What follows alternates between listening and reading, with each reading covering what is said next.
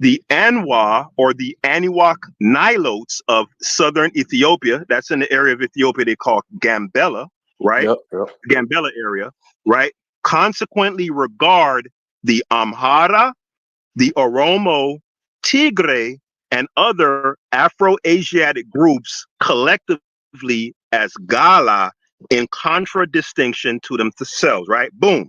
So we're going to stop Yeah. right there. I'm going to single out specifically the Oromo, right? So the Gambela, or the people from the Gambela region, they consider the Oromo to be racially distinct from them. And so they don't have a concept of race, by the way, right? But they look at them as distinct from themselves in physical features, et cetera, generally, right? So I don't know. You there, Fetty? We tracking? We on the Yeah, same I'm page? listening. Yeah, I'm listening. Right? Yeah. Boom. All right, now check this out. Go in the chat of this discussion. You know the message bubble. You click it. Go in that chat. I put some pictures in there, right? Let me know when you see them. Yeah, I'm looking at it. Those like the Anuak people, a little bit of other Oromo. And, Now yeah. hold on. Let me get it off. And I want everybody else to go in there and look at it too, right? So, because I think this will help in these discussions, clearing it up. So, if you look at the top pictures, these are all Oromo women, right? They're Afro-Asiatic speakers. They live in the Omo Valley of Ethiopia, and these would be among the people who the Nilotes, right, would consider to be Gala or distinct from themselves. So we still tracking so far, Fetty? Yeah, of course, bro. I So, sent it. Yeah, I know what you're talking about. No, Yeah, no, go no, on. no, Keep no. going. I just want to know if it's tracking. let him finish. Let him finish. Hold Hold on a second, because we got a live audience now. No, we got a Yeah. live audience now. I'm trying to make sure that the I premise like is how clear. you He in the middle of We could be floating around it. I'm just trying to make it clear right there. Okay. All right. Cool. All right. All right. So we still tracking. Beautiful. All right. So the top picture, you see those Aroma women, and then at the bottom, I have 3 pictures of people from the Gambela region who are the Anuak. Right now, I would say unequivocally that all of these people are unquestionably black, except for that picture in the middle with the 2 girls in the white.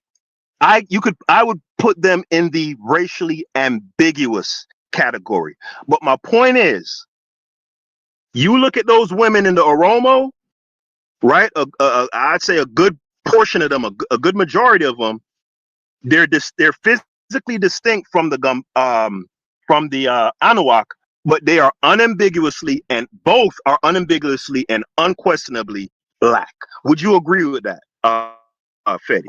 Just I'm these not. pictures. I'm not going to agree to a faulty premise because, for one, I don't know in that picture if that person has a. See what I'm saying? Nigga can talk for 2 minutes, and as soon as I say something, but I'm saying showing me a certain amount, showing me limited pictures of a certain person in that Afro-Asiatic group, again, can undermine or limit the overall diversity or look of that overall group. So I don't want to play the picture game, but I see what you're saying. Like but a lot of questions I would ask is, for one, is those Afro-Asiatic people who you consider black in that photo, they may have a large majority of recent Nilotic ancestry, which may have them look that way. I don't know the context of those people, those certain pictures that you showed, but again, you didn't address none of what you read. Hell of a point. You didn't address anything that you read regarding them practicing shit that I've been trying to tell y'all as to the groups y'all call black and lumping them all together culturally, lookership wise, all of that. Those Afro-Asiatic We're not people. doing that though. We're not doing that. You just spoke for 2 minutes, bro. Go ahead. My bad. I'm saying, if again, historically, they always delineated themselves from those Niger Congo people, bro. And you even got now those same people who you would call black. Historically, the East Africans I know who know history and their culture, they say we not black. And you got a lot of the new, Somalians who may have moved to America and, resonated with the black, lens of how to look at the world and our oppression and all of that. And they call themselves black. But the people who I know who know the history behind it and how the ancestors said, no, we're not these people. They make that distinction. That's all I'm saying. Beautiful. Now, the way how people self-identify, that's on them, right? But for the purposes of this discussion, when we're talking to each other, I think, Fetty, oftentimes when you hear me or Chef say both these groups of people are black, I think you get the impression that we're intimating or implying that these are one people culturally, socially, blah blah blah blah. No, No, I don't think that.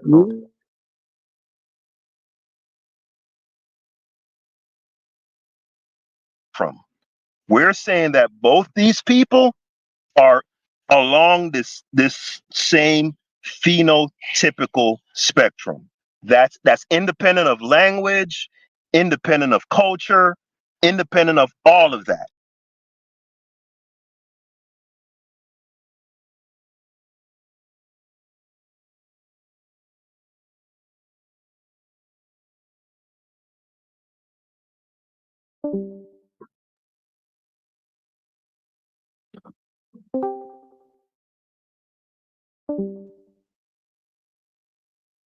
Oh, what happened? Yeah, I don't know. Y'all there? Yeah, I'm here. We couldn't hear you. Yeah, we're hearing you. Yo. We're hearing you. Yes. So Fetty, did you hear what I said insofar as No, he when didn't hear you. We didn't hear you. So I was saying when most people say black, Fetty, I think for you automatically look at it from the context of the phylogenetic tree, culture, language, all of that stuff. But when me and Chef say black, I agree with that. when me and Chef say black, Chef said it best. When we say black, we mean Negro. No. Yeah, that's what I mean. Hold on. Sub-Saharans that lack non-Eurasian ancestry, and they have a look that you can clearly see that is, basal African. See now that you see now, I think we at least we have can everybody hear me? Yeah, how we hear you? All right. Yeah, now I think we have reached a nice little crossing point right here where we could all get on the same page, right? So it's clear that for Fetty, the only black people is the what's buddy name you be saying, Corey? West African. Is Drew Holiday. Ancestral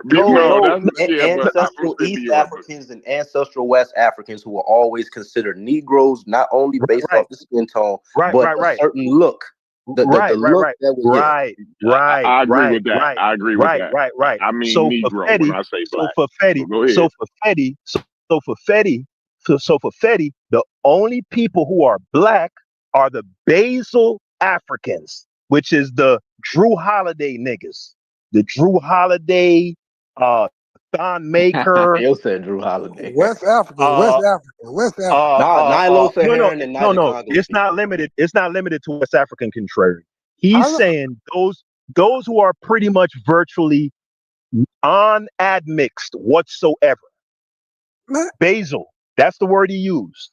And to me and Chef, that is insanity. So I'm not again. No. I didn't say like 100% because everyone has some admixture. I'm saying how the framework y'all are going by, y'all would have to expand that framework outside of Africa to call other people black if you're not gonna go by the strict parameters that people like me follow. I feel like my framework is more valid than how y'all look at it because y'all shit gonna fall once I introduce people from other continents, and you have to expand your definition of who black, and it waters it down.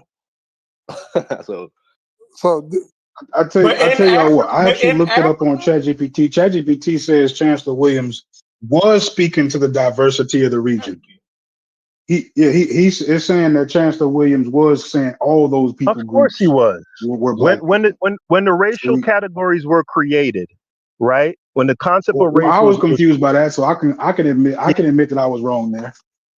Yeah, when the racial categories were created, and when most people say black in America or Jamaica, or whatever, they're not limited in it. They're not limited. They're not limit. They're talking about a certain phenotypical spectrum. They're not limiting it to basal, this, and those who only have this. And they're not. Nobody's doing all, as they say now, or even sub-Saharan. Because even when the racial category was created by Linnaeus, and then further given more rounding to by Blumenbach. That shit wasn't relegated to wasn't divided by the Sahara and all. No, that shit was about morphology, right? Certain skull type, hair type, nose type, lip type, and it's what a other general metric are you using other than skin tone to call people black? I'm asking you I and Chef just that. said three. I just said two or three of them, Fetty. I said a certain hair type, which would be like around type 3. Excuse me. Yeah, from type 3 to type 4 type hair, right? Right. Okay. Okay. Um. You said skull type Typically, too. yeah. So typically, or typically dolichocephalic, right? And Or what kind of predominant. skulls do Afro-Asiatic speaking people have in those areas?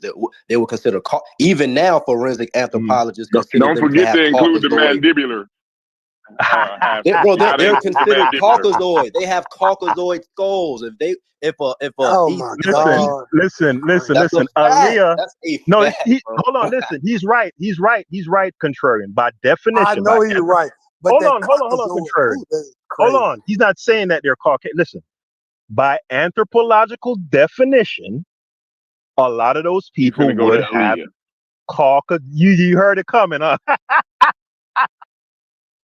And so the wild like outliers that y'all do, right? No, it's not an outlier, Corey, because Okay. there's plenty niggas in America. Shit, Hold on. Hold on. Don't get mad, Chef. I know you got a soft spot for Aaliyah, right? But chill. I got it. Everybody don't look like no motherfucking Drew Howard. Are y'all fucking serious? Man, they is tripping, man. They think one black person look like everybody. It's crazy, man.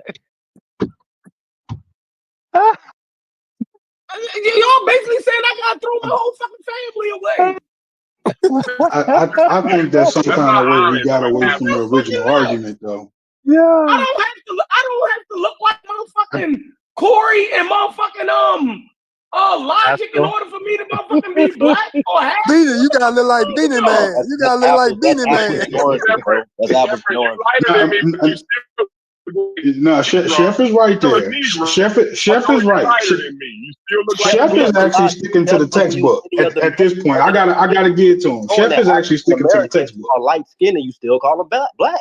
So you see how his framework is all over the place. I thought he was tripping, but he actually sticking to the textbook. You made the rules, he actually is. See, that's what I'm saying, bro. See, niggas gonna be running in circles. Corey, you know what monument has a protruding mandibular? Protruding mandibular. You know what monument has a protruding mandibular? The Sphinx. Mandibular, bro. You're not black, bro. I'm just gonna say that right now. If you ain't got that mandibular, you can cut the black shit out, bro. You know what I mean? Y'all niggas funny as a motherfucker. You ain't got that mandibular. Hey, look. But Chef is making a hold up. I thought Chef was making a weak point, but he's actually making a pretty strong point, right? So I think that the conversation veering off from from where Chancellor did we deviate? Where did we deviate from Chancellor Williams today, yo? Nah, I looked it up, and I looked it up, and what he's saying is that's what it say, bro. I can't. So if Chancellor Williams was saying that. But look, as funny as we thought it was, right? That means Chancellor Williams think that Hawass is black, yo. That's what basically what that would mean. I know that y'all don't saying. No, hell no. Man, you got that wrong. How could it not be saying that? You completely fucked that up. How could it not be saying that, bro? Y'all are the worst. Hawass don't even think he's black. How could it not? How can y'all acknowledge the diversity in the region? Ayana Hersey. They claiming Ayana Hersey as black, bro. Y'all know who that is? The Ethiopian girl. Put in the chat. Put a picture in the chat. How y'all gonna acknowledge the diversity in the region, but not acknowledge Hawass from the region? What? No, we're talking about blackness right now, not the region. and Zahi Hawass is unquestionably. you trying to pin me down to lookership, yo. People not even And I'm saying that in the destruction of black civilization, Chancellor Williams lumps in all those people groups as black. No, but he's not. It would have to.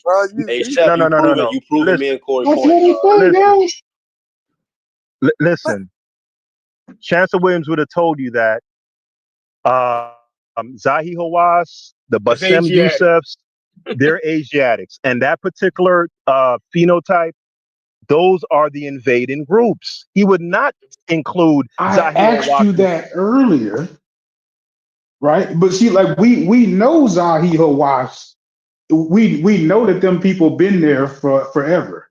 So like let's not include the mistake in the reality. Right. So the reality is them people been there. So if you talking about the diversity of the region, you had to be talking about them people too. They haven't been there forever. And we're not talking about the diversity. We're not talking about the diversity of the region in regards to the conversation about black. Chef was talking about the diversity in the region. What? Am I tripping? No. He said no. Chef is talking about. Chef, or do y'all want me to read it again? No, real quick. Chancellor is clear. Say it again. No. He was. Go ahead, Chef. He's talking about. He clearly delineated, right, that the people nowadays that's south of Egypt are the original people of the whole continent of Africa. And anybody who don't look like those people are in fucking invaders. He say that the heartland of the blacks got pushed south.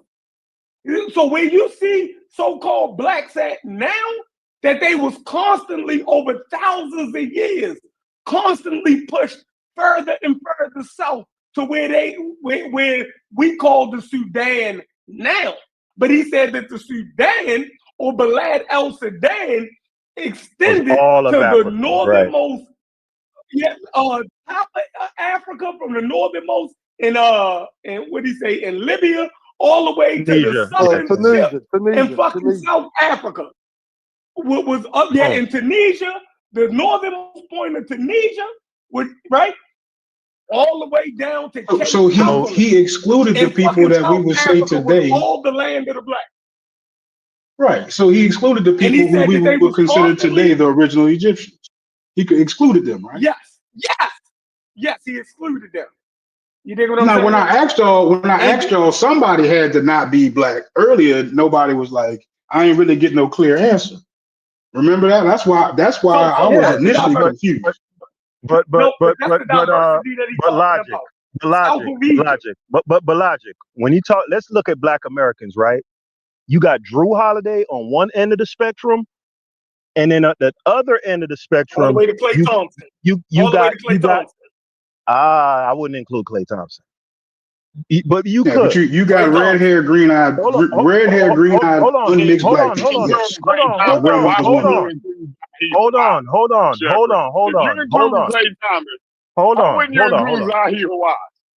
on.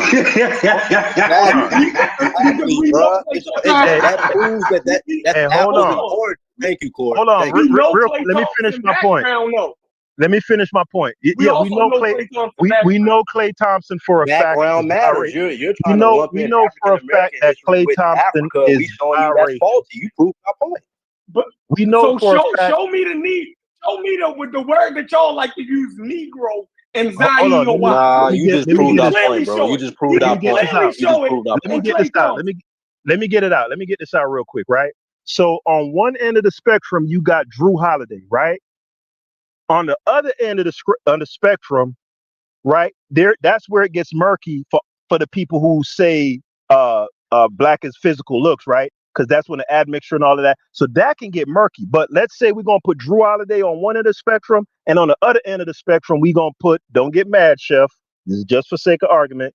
We're gonna put Aaliyah at the far end of the spectrum, right? This is addressed to logic. When he says diversity logic, it's within that spectrum. It don't include who's a famous motherfucker from the from the Near East, man. Zahi Hawass and Bassem Youssef and the French Montana niggas. It don't include them. He's talking about the diversity within what we call black. Right, but that would be the diversity within what we call black, not the diversity within Africa. Right. It's Right. this two distinctions. Right. No, I got it. Yeah, he said right, Chef. See, you, y'all. I keep saying y'all saying different shit, bro. No.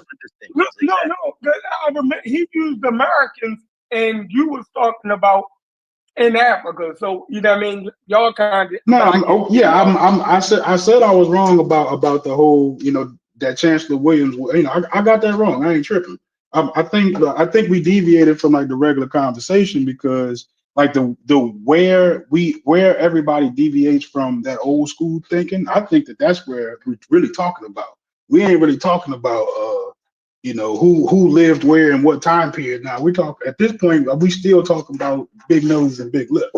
Like that's at the end of all of that, right? So I'm under the impression that we would consider Zahi Hawass and them just based on science, like those are real Egyptians. Yeah. Am I wrong by saying that? You know what I'm saying? Because I'm under the impression completely. If it's within the framework, agree with you. They are the real Egyptians. Right, and that's where Chef, right. And that's where Chef makes his distinction, right? So Chef is clear on his position, right? Mm-hmm. Let's go back to the genesis of this whole discussion we're having. Chancellor Williams's position. Chancellor Williams admits that even in pre-dynastic times, right, and he sets the date at around 4000 BC, the Zahi Hawass type, that's when that's around the time is when they started funneling in. Now, phylogeny claims something a little different, right? Well, actually, it doesn't, because that pale skin, straight hair didn't really start coming in genetically until around 8,000, 7,000, 6,000 years ago anyway, right? But when Chef says, he says that the Egyptians are not black, he's of the position that the Zahi Hawasses, the French Montanas, of the Delta region, right? That straight hair, pale skin, blue eyes or demelanated eyes, straight nose. He's saying that specific racial type, those are the ones who built the pyramids. And the other black people, which encompasses Drew Holiday all the way up to Skylar Diggins, they did not. Now, Fetty Dem, he got a different conception. I think, Logic, I think you got but me and Chef, we clear. I don't agree with him, but I know his position. About to have me agreeing with Fetty, yo. Because my grandma got red hair and green eyes. You know what I'm saying? I know she black. You know what I'm saying? So like that's why. Yeah, but I mean, you saying exactly. You're saying exactly, but the person arguing with you would say no. You know what I'm saying? That's why. So like you on his side, but if you got but y'all saying two different things, it's confusing. You black. So don't matter. That's the fun part about it, Logic. That's the fun part about it, Logic. The whole conversation pseudo as fuck anyway. So you can do whatever you want. But I'm having problems identifying it small, but we are bouncing across. We are bouncing from subject to subject seamlessly, right. And nobody seems to catch it. And I can't necessarily tell what the other subject is, but I noticed somewhere in this conversation it gets involved, right? And it's like a little reset button that gets the conversation back confused again. I don't know exactly where it is or what's happening, but somewhere in there, it's like there's multiple conversations being had with the same word. Well, that's true. That's true. Chef been calling everybody, any and everybody black. He's calling it's always black, and now everybody confused.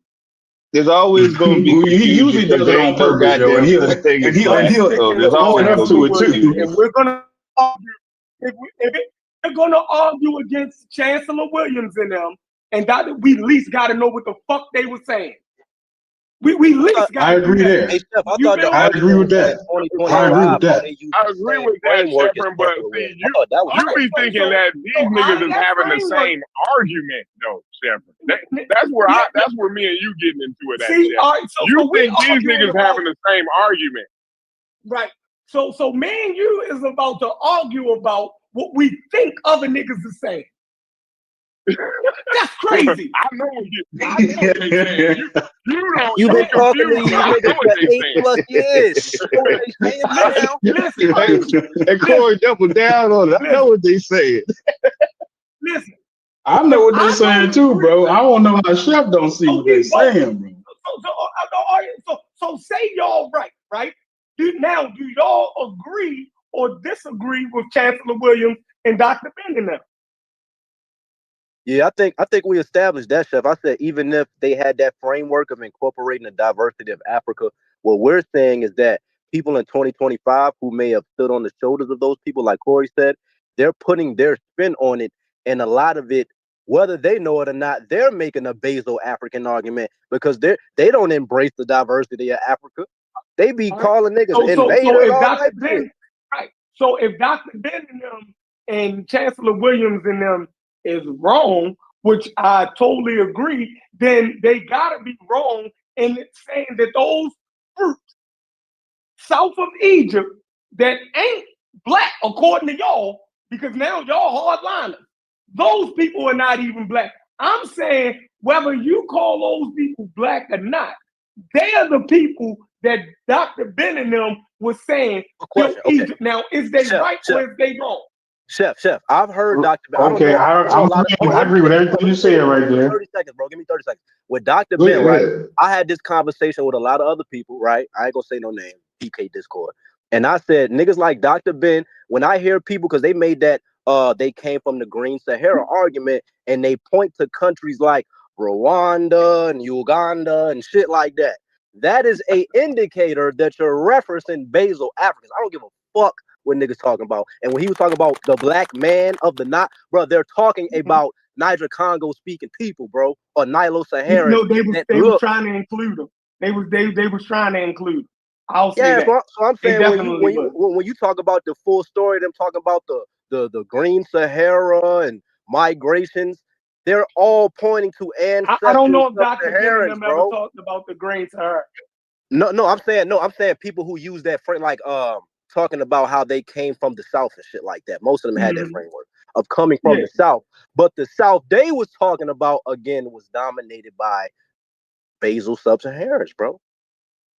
And so they saying, yeah, it's diverse because those groups that came from the South interacted, you know what I'm saying? So they saying the nucleus of those people are basal sub-Saharans, bro. Hey, Fetty, when real quick, Chef, real quick, Chef, when Dr. Ben talks about the people coming from the South that were basically the progenitors of Egyptian civilization, he's not talking about down in the Uganda region.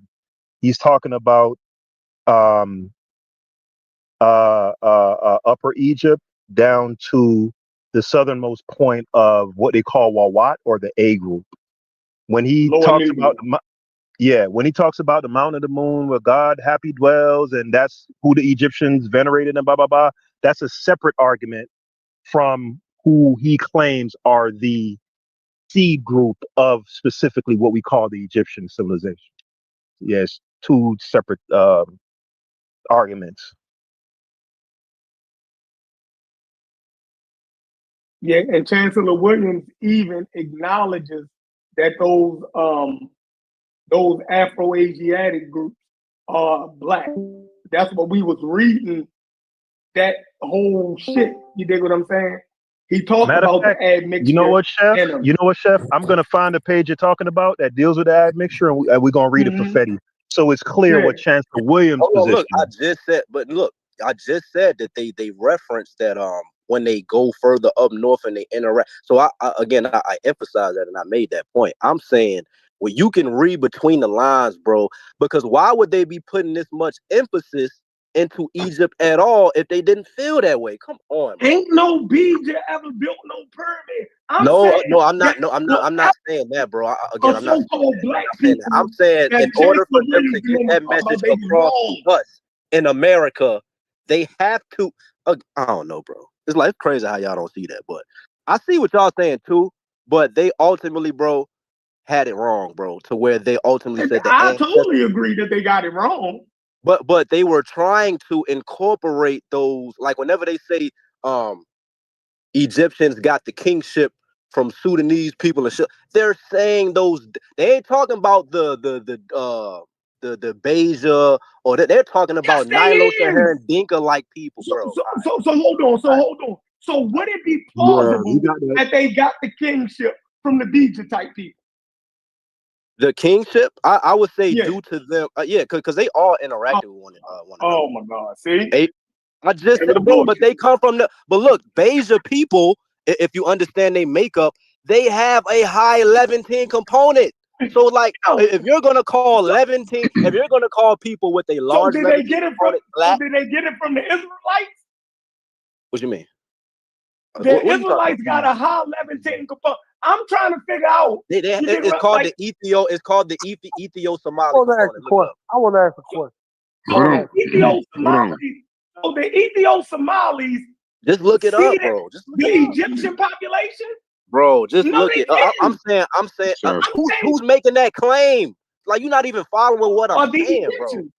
You're not even following what I'm saying. Go ahead. I want to ask you a question. Hold on, contrary chef. I'm just letting you know this is live. Just letting you know. Okay. I'm talking about Egypt on live. I want to ask you a question. Right. What's wrong with that? Go ahead, Chef. No, somebody said they wanted to ask me a question. No, go ahead. No, I'm saying whatever group y'all are talking about, right? That Dr. Ben and them was pointing to I'm saying they not the Egyptians. They didn't build the civilization either. Like, so I'm trying to figure out, like, either these Dr. Ben and them gonna be right if y'all keep fucking around. If y'all keep fucking around, somehow them niggas gonna be right, and I'm not buying that shit. I'm saying exclude all of those groups. You feel me? Like, we got the Egyptians. The Egyptians have been in place since the Holocene or the Pleistocene. Go read the article. All right, so I got a page from the book, right? I'm gonna read it for y'all right quick. So on page 41, called The New Approach, right? So it says here, the first period of history that we would be analyzing, right, would begin with prehistory, primarily because Noe, and with Noe, he's talking about Thebes or Waset, one of the oldest cities on earth, was begun by the blacks before recorded history. Another important reason is that the Canaanites and other white Asians had invaded the Nile Delta and established a stronghold in Lower Egypt. Lower Egypt would be the Delta. And he claims that back in those times it was called, or back in some ancient time, it was called Chem, C-H-E-M, right? In prehistoric times. Now he says this early concentration of whites is the term that he's using, along the sea coast of the land of the blacks, right? So he's saying that initially the quote unquote white people, or the Eurasians as we call them today, when they first started filtering in through the Sinai, they were basically relegated to the extreme sea coast of the area that we call Egypt, right? Okay, boom. So then he says this early concentration of whites along the sea coast of the land of the blacks is a circumstance of crucial importance in the black history, because it was exactly from this development that the achievements of the blacks were overshadowed by later writers or blotted out entirely. The call is for black specialists. Okay, yeah, that's something different. But yeah, that's just to elucidate the point for Logic and Fetty and all of them. He makes a clear demarcation between the people who started filtering in from the Near East, West Asia, from the black people who he's saying are responsible for the megalithic building and all of that stuff.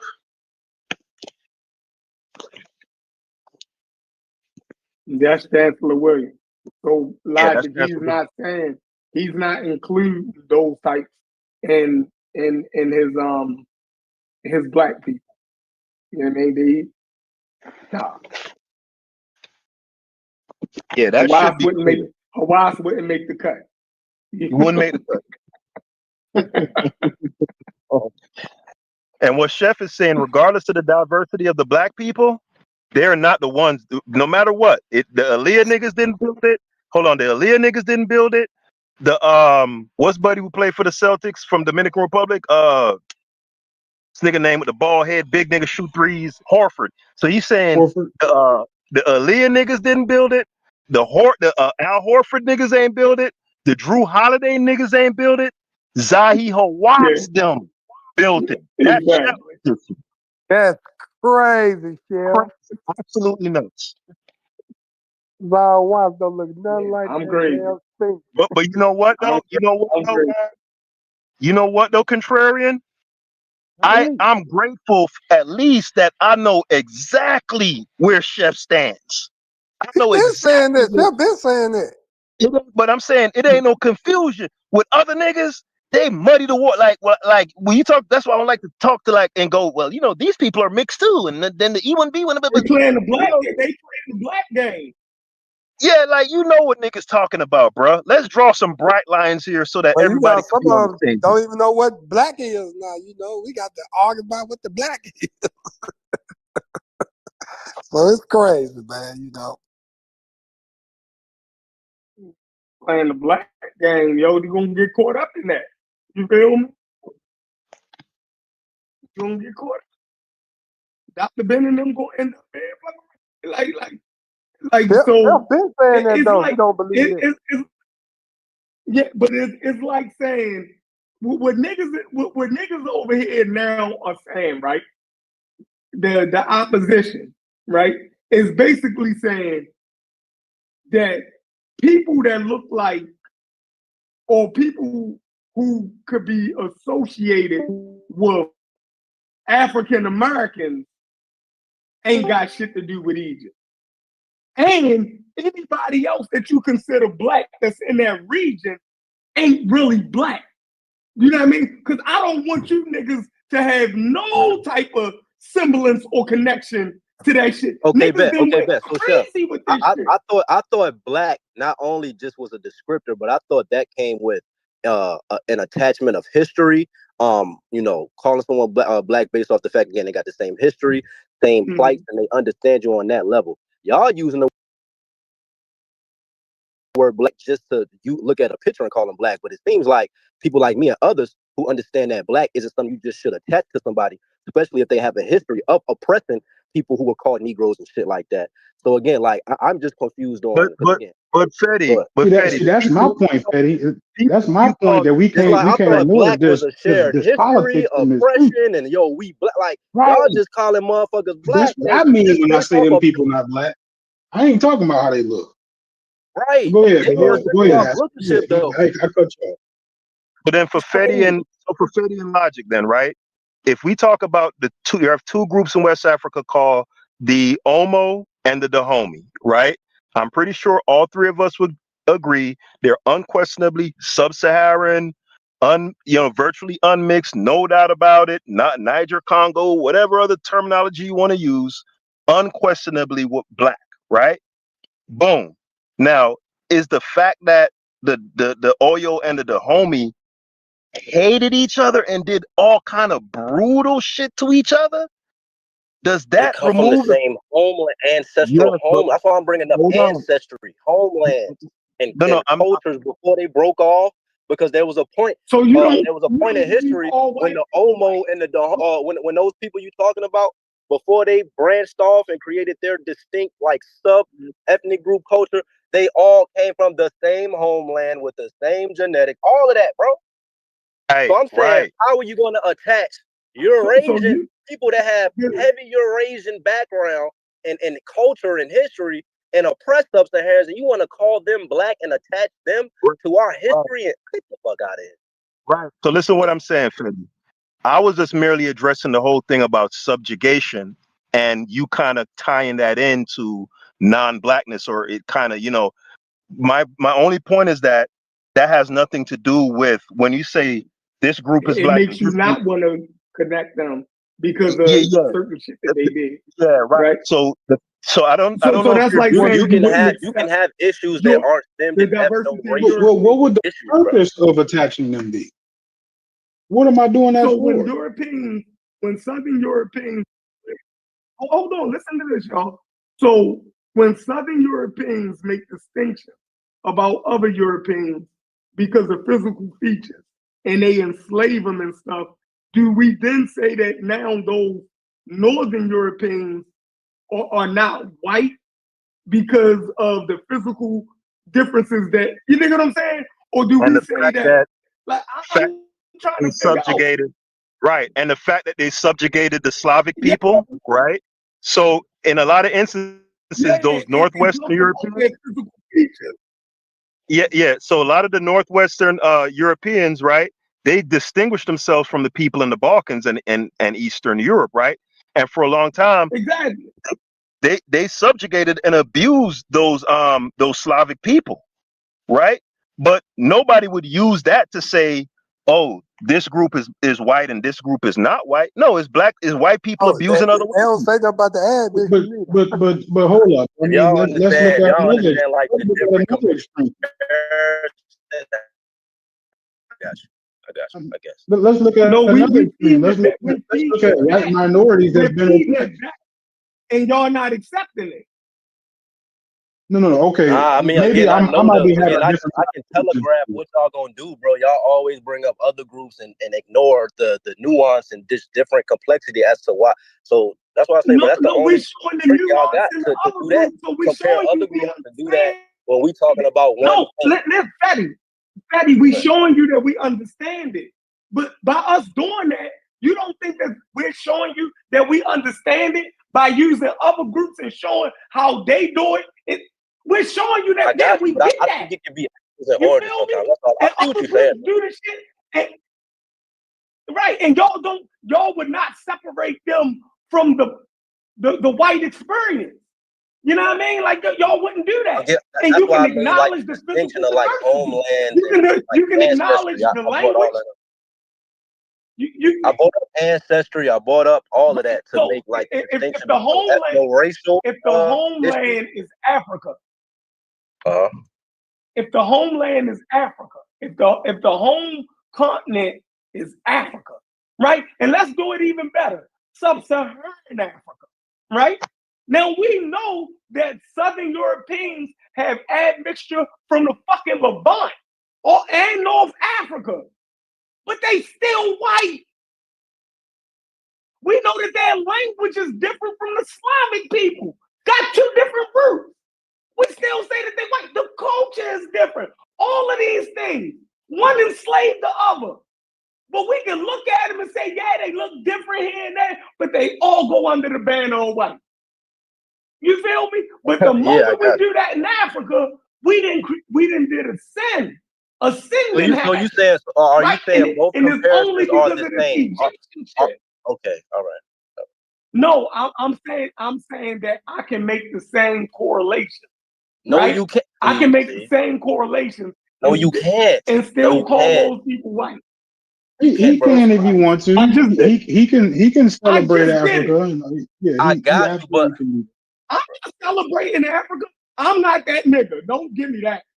I'm not saying that was no. Well, that's not what I meant by it. But yeah, if that's what you wanted to do, you could do that. Yeah, you're right. Yeah, you're absolutely right. Yes, you can do that. You're entitled to do that. You're right. No, not for me. I'm asking why, right? And I could be wrong, but to me, it's more like in that sense of it. I feel like they benefit more than we do. I know I'm changing the topic now, but like why I don't see, unless I'm just connecting to people through trauma. I don't like where's the actual connection other than the land. All right. So logic. Here's another portion from I don't see how we can really here's another portion from Chancellor Williams' book, right? That could give some light to I think it's some Egyptian hate So on page I 19, think it's an Egyptian hate in there, though. you can hear me? It could be. I could be working through that. Yeah, go ahead. I think it's some Egyptian hate in there, right? So, and this is what I mean, Haskell, about Egyptian hate. They don't want niggas, right, to have any type of association with Egypt whatsoever. They don't mind if other groups, you know what I mean, have association with fucking with Egypt. But as long as your black ass, right, don't have no association with Egypt, you know what I mean? That's where they want to land at, right? And it's kind of mean-spirited to me. You feel me? Hey, you know because what? they don't say that the other groups ain't fucking black. They will go as far as to say that these other people ain't black. They'll use all of the white man nomenclature to separate them from you. They'll use the most racial shit to separate it just so you can't have no connection to fucking Egypt. It's mean-spirited. But Chef, that goes back to another conversation when we talk about this European and how just how skilled and how adept that they are at doing what they're doing. And I think you undersell them because you got black folks doing what you just. Saying these niggas doing that. You see how he just latched on to your good argument, Chef? You see that, right? You see how he just latched on to your good argument to get on his own shit? I'm saying that these niggas know that they doing it, but they don't know that they do it. It's crazy what these niggas doing. But Chef, that goes back to, but they got that from the established, accepted orthodoxy in terms of science, science, anthropology, sociology, and all the rest of it. That's not coming. It's not originating with them. It's coming from Western academia, and that's what I'm telling you. You're not putting enough respect on their name because you're sitting here completely confused about how it is that people like Fetty are taking on the nomenclature and the arguments, and it's so mixed up, and they not, but it's because the Western academia, them niggas, they like that, bro. Like them niggas, they good. Them boys good at that shit. Like they don't. All right, so let me read this from Chancellor Williams' book, right? He says, he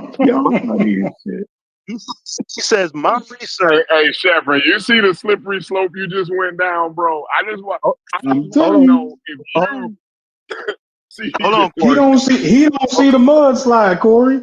No, he don't see the slope he just went down, bro. It was wild. But then I got one more thing real quick, guys. 2 seconds. Give me 5 seconds, guys. I'm gonna be done. I'm juggling between both of y'all crazy niggas. I think I heard Shepard say that. I heard Shepard say that black was ambiguous. Is that what you said? No, he didn't. What are you talking about? Hold on, Corey. Look, I thought he said black was ambiguous. Okay, I might be mistaken. So look, Corey, regardless of if you consider this group black or that group black, or Chef's position is clear. None of them niggas had nothing to do with that shit. So he not in that boat anyway. I already know. I know where boat Chevron in. Believe me, I already understand where Chef's argument coming from. But it's not. It's from a place where he's trying to do charity, but no, he's not. That's not what's happening. Yeah, he's trying to do a lot of charity right here. No, that's not what that is. It be charity when he's saying that nothing to do with that shit anyway. Whether you was an Aaliyah nigga or a Drew Holiday nigga or a Bjorn nigga or a motherfucking Al Horford nigga or a West Will Smith looking nigga, or none of you niggas on any part of the spectrum got nothing to do with that shit. So where's the charity at, Corey? Where's the charity? He's saying y'all, none of you niggas got nothing to do with it. No, he wants to be charitable about the black thing, not the easy thing. Like he think you niggas crazy as hell on that, but yeah, his classification of who's black, right? Right, yeah. Okay. It's a regular classification. I don't understand why you can't understand what I mean. Again, if you want to attack black things, I thought black means Negro. But I thought black was I don't something that, like, understand why again, Chef don't understand that black means Negro. Right, like, what's hard to understand about that, Chef? Black means Negro. Y'all would go to the most racial. Y'all would go to the most ugly racial. Because you know what I mean by it, though. So now it's listen, fine, it's racist, but y'all you know what I mean when I say it, though. But you acting like you can't. My grandfather died a proud Negro. My grandfather was a Negro, Shepard. Just to let you know, I just want to let Shepard know that my grandfather was a Negro. He would tell you that he was a Negro. That's what my grandfather would have told you. Our grandparents tell us all kind of shit that's wrong. You dig what I'm saying? Like, what the fuck does that mean? I'm saying that's not necessarily racist, though. Chef, if we go by your framework, as time goes on, we're gonna be attaching people that had nothing to do with our particular situation in history, and they gonna reap the benefits of it, going by your framework. So, all right. So let's to Logic's point. I'm gonna try to get back on. I'm FBA. I'm gonna attach people who black. I'm clear. Not claiming Zahi Hawass. Not claiming Zahi Hawass as your brother. You ain't FBA. Y'all niggas won't even claim FBA. So y'all not even saying what I'm saying. I'm clearing everything that I'm fucking saying. You feel me? But go ahead. So I'll do what Logic was asking for, right? Is to go back to Chancellor Williams in the original discussion, right? So page 19, he says, my research was a quest for some specific answers to specific questions. Some of these were, 1, how did all black Egypt become all white Egypt? And then he puts a caveat. Note, at this point that the mulattoes were classified as white in Egypt, all of North Africa, and the Middle East. A fact that still confuses blacks in the United States, where the very opposite policy was adopted. Right? Does he talk about the one drop shit? Blah blah blah blah blah. I thought that was here. But that all the confusion that we having in this discussion, it comes from that. Because in America, a motherfucker could have 40% read that again, and he called wait. I'm gonna make sure I wasn't completely tripping. It sounded like he said the mulattoes was the Egyptians. So let me make sure I heard that right. Yeah, so let me read it again. I'm gonna read it again. My research was a quest for some specific answers to very specific questions. Some of these were, 1, how did all black Egypt become all white Egypt? And he puts white in quotation marks. Then in parentheses, he puts, note, at this point that mulattoes were classified as white in Egypt, all of North Africa, and the Middle East. Right. So with that being said, unless anybody else hearing it different, it sounds like he's saying that those mulattoes were mischaracterized as white. That's what I'm getting out of him. Anybody else getting something different? He's saying that they were classified as white to obscure any connection of any sort of blackness to anything to do with Egypt, right? And that goes to but he's seeing them as mulattoes. So now he's claiming at that point he's claiming Zahi Hawass at that point. No, he's claiming Zahi Hawass. Thank you, Corey. Thank you, Corey. Zahi Hawass would not be considered a mulatto. A mulatto would be like. Thank you, Corey. That's like saying if we accept Klay Thompson as a black person, then that means we're also including George Clooney. No. Can I get a shot? Stop that. Y'all play too much. I'm sorry. Chef, how you feel about that, Chef? Based on what we saying though, Lonnie. He ran off with that, Lonnie. Don't go for that one. I'm not agreeing to that. Yeah. Can I get it? This is a good ass conversation. Go ahead. Yeah. Again, it is.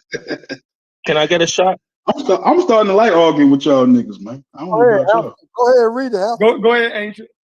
Can I? Okay. I need a source on that. I need a source where Shepard said Wax ChatGPT was the Ethiopian he did that shit live on the show. I was flabbergasted. Let Ancient go because he never Yeah, I speaks. just So want we need to hold on. Let Ancient go because he don't never talk. Go ahead, I just Ancient. want to throw in my little 2-piece chicken meal. Okay, so one of the questions I heard was what happened to the black folks, right? And so if you know what happened, like when those Arabs came in, they enslaved everybody. They either killed them, castrated, or enslaved them. So if you look really deep into the Arab conquest and how they took over North Africa, there was there was indigenous black folks up there all over, and they came and they were defenseless, and they just came like this. One account, one guy took 250,000 black Africans from North Africa, enslaved or killed them or castrated them. It's really crazy, but the that's original Tunisians and Algerians and shit and Libyans and all that. Them was all niggas. That what you saying? Them was all actually I niggas. don't know. They got moved out. See, I don't know. This is why I don't understand about this conversation. Why you niggas don't fight for Algeria? So let him finish though, Corey. Ain't fighting up for Tunisia and all of these other places. Why seen no black Pan-African why wasn't them niggas though? I'm trying to figure out why wouldn't the It's Libyans? political, Corey. They forgot there's politics behind all this. But look, Corey, just so you know, I'm with Chancellor Williams. All that shit was black. Okay, Morocco. Good. Now I'm arguing for Egypt and start arguing for Libya and Algeria because you done won that fight. I'm gonna concede the Egyptian fight. I'm gonna concede the Egyptian fight, right? So just so with you, I need you to start fighting for the Algerians and shit like that. Go We're ahead. fighting for Africa as a whole. We're fighting for Africa as a whole. You know, it's not just Egypt; it's for Africa as a whole. No, they've been fighting for Egypt. They've just been fighting for Egypt. You can frame it the way you find it best to argue against it. But if you go to my page, I'm always posting stuff about West Africa, East Africa, all over. You know, the problem with the Arabs did up there, a lot of people don't want to talk about it. They just don't want to talk about it. I mean, they did a lot. Y'all ain't had to reclaim that from the white man. The white man already said that was yours. You ain't had to fight for that in academia. No, you don't. No, he don't. The white man don't say North Africa is black. What are you talking about? You don't say that. He said West Africa. You said West Africa. I said West. I mean, all of that. Yeah, they don't. Yeah, exactly. Nobody is trying to claim West Africa. You know what I mean? So there's no point in fighting for it. You know what I mean? Right, because it's conceded. Yeah, we fighting for territory that hasn't been conceded. It's all of Africa. It's not just Egypt. I mean, thank you for admitting that. Is that's showing that what you got ain't enough. You subconsciously right. What's really me? This ain't enough. I need to go to some shit. This ain't enough. I need more. You expose yourself. You expose the psychology as to why you West Africans. You've not been listening to me speak. I've been saying that from day one. What are you talking about? I respect it. To ask him credit, I have heard him say that. Ain't nothing sexy about West Africa. West Africans didn't come out of the ground. They migrated there from somewhere. So if you do the research, you'll find out where they came from. Okay, that's dope. So basically, you turn into a culture vulture because you don't like your ancestry or your ancestry and your culture. You don't think you're not listening. You're not listening to me. You're not listening to me. You don't even know who I am. I'm talking about the psychology of it. Go ahead. My bad. I have a web page of 135,000 followers, right? And if you go to my web page, right, you'll see that I post a lot of stuff from West Africa, all over, wherever I can go and, speak truth, not trying to culture vulture. Like, if you understand where the West African people come from and their DNA and where that DNA comes from, you'll be very surprised. You'll be very surprised, But most people are just framed to keep themselves within the 400-year framework that white folks want to keep you in. The 400-year framework.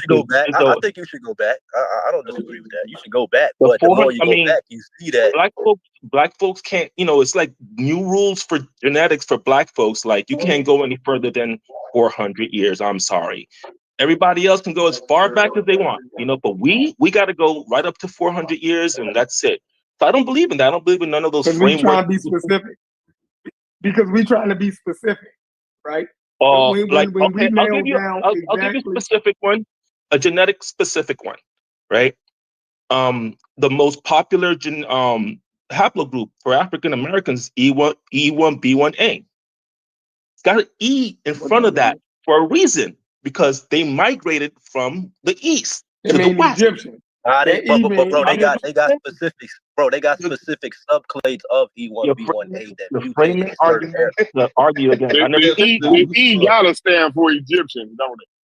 The Yeah, E bro, got you to be can't just for Egyptian. attach. Yeah. You can't do that.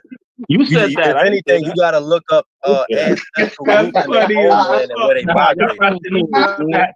You Y'all can't go crashing by out a on that. That's haplogroup. funny. Y'all You're crashing an out on that. That's really cute. asshole. Yeah, that you didn't know that. That's why you're acting funny, because y'all never knew that. But that's the whole thing. You know, those people, everybody don't come from where they last. You know, they all, people migrate. You know, and thanks to genetics, you know, you can kind of see Bet. where people. Hey, so bro, let's have a convo real quick. When did ancestral East Africans split from other groups, or what group did they share ancestry with, and when did they split off from that group? I mean, that's all. That's a long other conversation. I mean, you know, they're just No. I'm saying we talking about genetics, and we talking about groups that split off, you and you got can't be a group you got until EM. you. They split, man. They split after a No, couple of thousand I'm years. not They talking split. about a parental marker. I'm not talking about haplogroups right now. I'm talking about the overall homeland of a group of people from a phylogenetic standpoint. We talk about genetics and how they become them based off bottlenecks and being isolated and shit like that. I'm saying, like you said, that's important to talk about the deep history, like 10 plus thousand years ago. But even when you go by that, you can still don't go ahead. mischaracterize. Don't mischaracterize. I never said 10,000 years ago. No, Don't do that. I never said you said 10,000. I'm saying Okay. it's important to go back farther than 400 years. Like Absolutely, that's what I'm saying. absolutely. Oh yeah, Right. yeah, because everybody else does, right? Why can't we? Yeah. But I'm saying our history, basically, ancestral West African split from Nilo-Saharan. We was a part of a large ancestral group, and they were considered the Sahara people. Like we was all in the Sahara, but we split from them 18,000 years ago, and we've been in West Africa ever since. So I'm saying the thing you trying to portray dealing with an E You're marker over. and how looking at an E marker. Go ahead. It's a little over. It's a little oversimplified the way you're saying it, but they did move. You know, it's. I mean, I don't want to like freestyle, because it's if you study what E1B1A, you follow that tree E1B, it'll tell you where it broke off and what year it broke off, but it can't tell you what tribes or anything. You know what I mean? No, I'm talking But about ancestral groups, bro. Like you yeah, you we're have talking the same ancestral thing. groups. Go ahead. I We're thought you was talking gonna the go ahead. same thing. Ancestry Huh? has to do with genetics, not culture. I know. So I'm talking about on a phylogenetic tree, right? I know Haskell hate to hear this, but on a phylogenetic tree, you can see the groups and where they split off, Yeah, of course. and the subgroups, like you say, like certain ethnic groups. You can't use ethnic groups because they Yeah. all belong to a certain homeland, and then when they migrated, they created Yeah. their sub-branch language under the overall language family. So I see what you're saying. Yeah, you You know what I use mean? that same tree to use, like when they ask, did you take a DNA test? Well, you take that same tree, you follow, just for shits and giggles, go further back than slavery. You know what I'm Right. saying? Like, you don't have to, like, what law tells you that you have to stop there? Like, yeah, we've been enslaved. Like, who wasn't enslaved? Like, okay, let's go further back. Let's just to have an overall picture. If you want to go back and talk about slavery, fine. But it's nice to have. You don't Who's have to go stopping all the their way back history at to. slavery? You don't have to go Who's all the way stopping back their to like. ancestry or genetics at slavery at 400 years? Who's doing that? Huh? Who's stopping their ancestry, their ancestral genetics, right? Who's stopping that at 400 years? Everyone that decides, everyone that I talk to, I listen to a lot of the conversations. When folks take their DNA test, they stop them at like, but you came from West Africa, Yeah, but that's yeah, autosomal. Yeah, That's more than autosomal 400 DNA years ago, bro. can't go as far back as and the slave trade. That's what I'm saying. Through that period.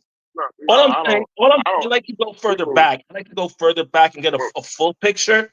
as opposed to a small picture. Well, And when then I talk about you can't in the go full back far picture, it enough don't and end up in include like Egypt. East Africa, bro. Like Yeah, that's wild. you don't go back far enough and end up in Egypt. That don't happen. Well, you can go as That far ain't as it. you want. You can go as far as that's individual. That's an individual thing. You can go as far as Right, you but want. You know, your argument was that I'm going further back than you are. So I'm like, so how you end up in Egypt? You know what I'm saying? You ain't gonna go back far enough. Our ancestors about 18,000 years old, bro. you know, you but ain't like, gonna go well, back far enough. Then. I mean, if you want to keep on throwing Egypt in it, you can say, okay, the Ramesside was E1B1A. See? So you know what I'm Wow. saying? They get wild. They get wilder and wilder, bro. How did that get to West Africa then? Like, how the hell did that happen? Right? You got to think about those things. How did his DNA get to West Africa?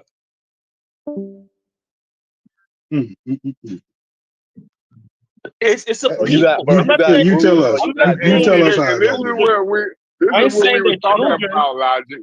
Sheffrin trying to act like these ain't the niggas who we talking. He's trying to act like we talking to Chancellor Williams and them. Right, Logic? See, this is where I'm at with Sheffrin.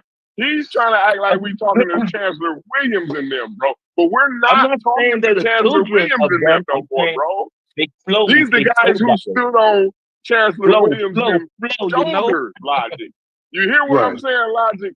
These the niggas that stood on their shoulders, bro. Right. And he's trying to argue with me. Yeah. Right. He trying to Shepard trying to argue with me about what these niggas saying, bro. I'm done arguing with Shepard. I'm done arguing. No, Corey. Let's be honest. Oh my God, y'all funny as shit. Let's be honest. Let's go back 10,000 years. And sometimes I disagree with Askel, and then sometimes I look. If we go back 10,000 years and we look at North Africa, I will overlook with everything Haskell say though. But go ahead though. Yeah, I will over. Sometimes I disagree, but sometimes I have to agree.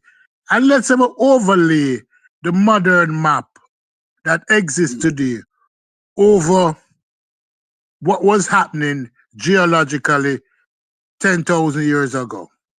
And we look at those countries that appears to be full of desert now, that is black people. We're talking about Niger, we're talking about Mauritania, we're talking about the Sudan. All of those black people were up into the Green Sahara. You might say, then what about those light color people from Libya and all of those North African countries? If you look at their population compared to the population that exists now, is that the population that exists now is bigger in spite of the slave trade than what existed in North Africa. So it only stands to reason that if you have a higher prevalent rate now, that means those people was more prevalent then. So black people was up in North Africa when it wasn't desert in higher numbers than light-skinned people. If you look at the numbers and transpose them then to now. And when that desert start to dry up, they move left and they move right and they move up. And we know what happened to them when they come in conflict with the Romans. In that Green Sahara paper, though, they were still isolated in a lot of areas. Like, it's not the idea that you think to what do you mean by them isolated? Again, explain to me how you get isolated in that. Let me answer the question. You know what biomes are, right? Like different biomes in Africa, right? Even during the Green Sahara. Before that genetic paper came out, one would think what you're saying, like, yeah, it was black people. No, it was hotter. It was 130% the UV. Oh, my bad. Oh, you good. Go ahead. No, let him go. Let him go ahead.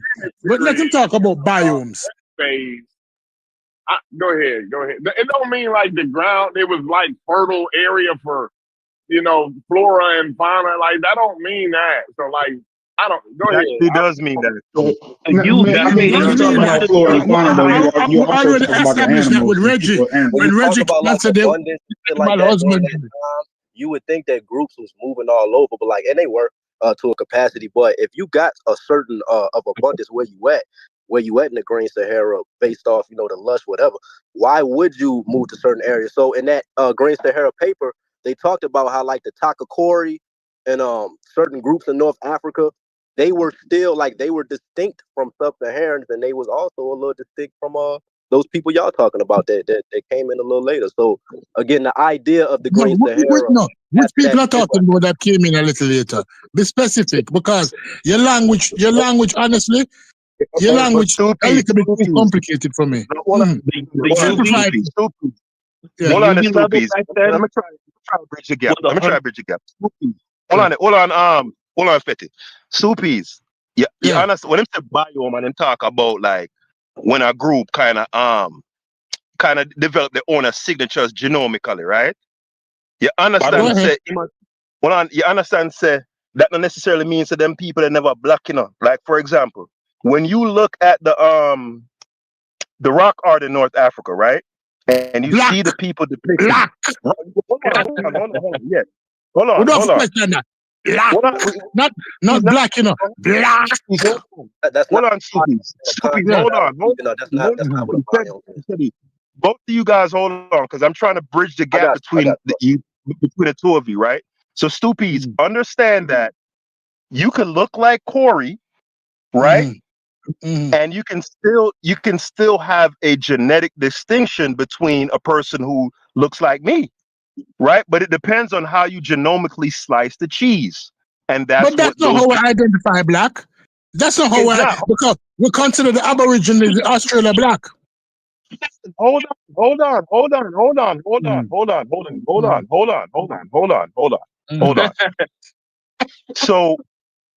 that's why I'm Negroes, those Stupides. They might be black, but is they Negroes? Hold on. Go ahead. What Negro mean, Corey? Hold on, guys. So Negro mean black to me. Negro mean a certain kind of black. The UV me and you are Negroes. Me and you are Negroes, Stupides. That's what I mean. Let me bridge the gap, right? So let's take a modern day group, for example, that exists in modern day to make it clear.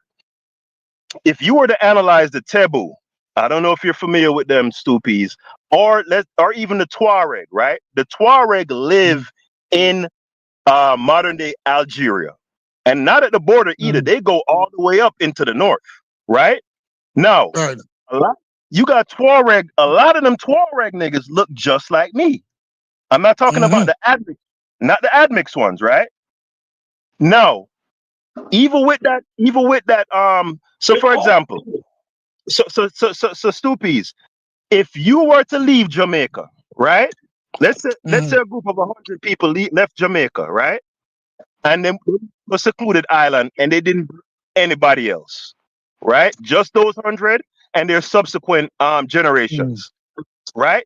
Phenotypically, there would be no difference between them and the Jamaicans that they separated from. Now, after 10,000 years passes, there's gonna be genetic differences, genotypical differences. That's what Fetty is talking about. Because look, no. Have you seen let me answer Fetty. Asian Eurasians black? Let me answer Fetty. Because Fetty use a word that I promised myself that I'm not going to talk disparaging about anybody. But Fetty throwing the word biodome. And I laugh when he use the word biodome. Yeah. Biodome or whatever, because you think I don't know what it means. So the biodome that existed, the biodome, no, you don't know what it means.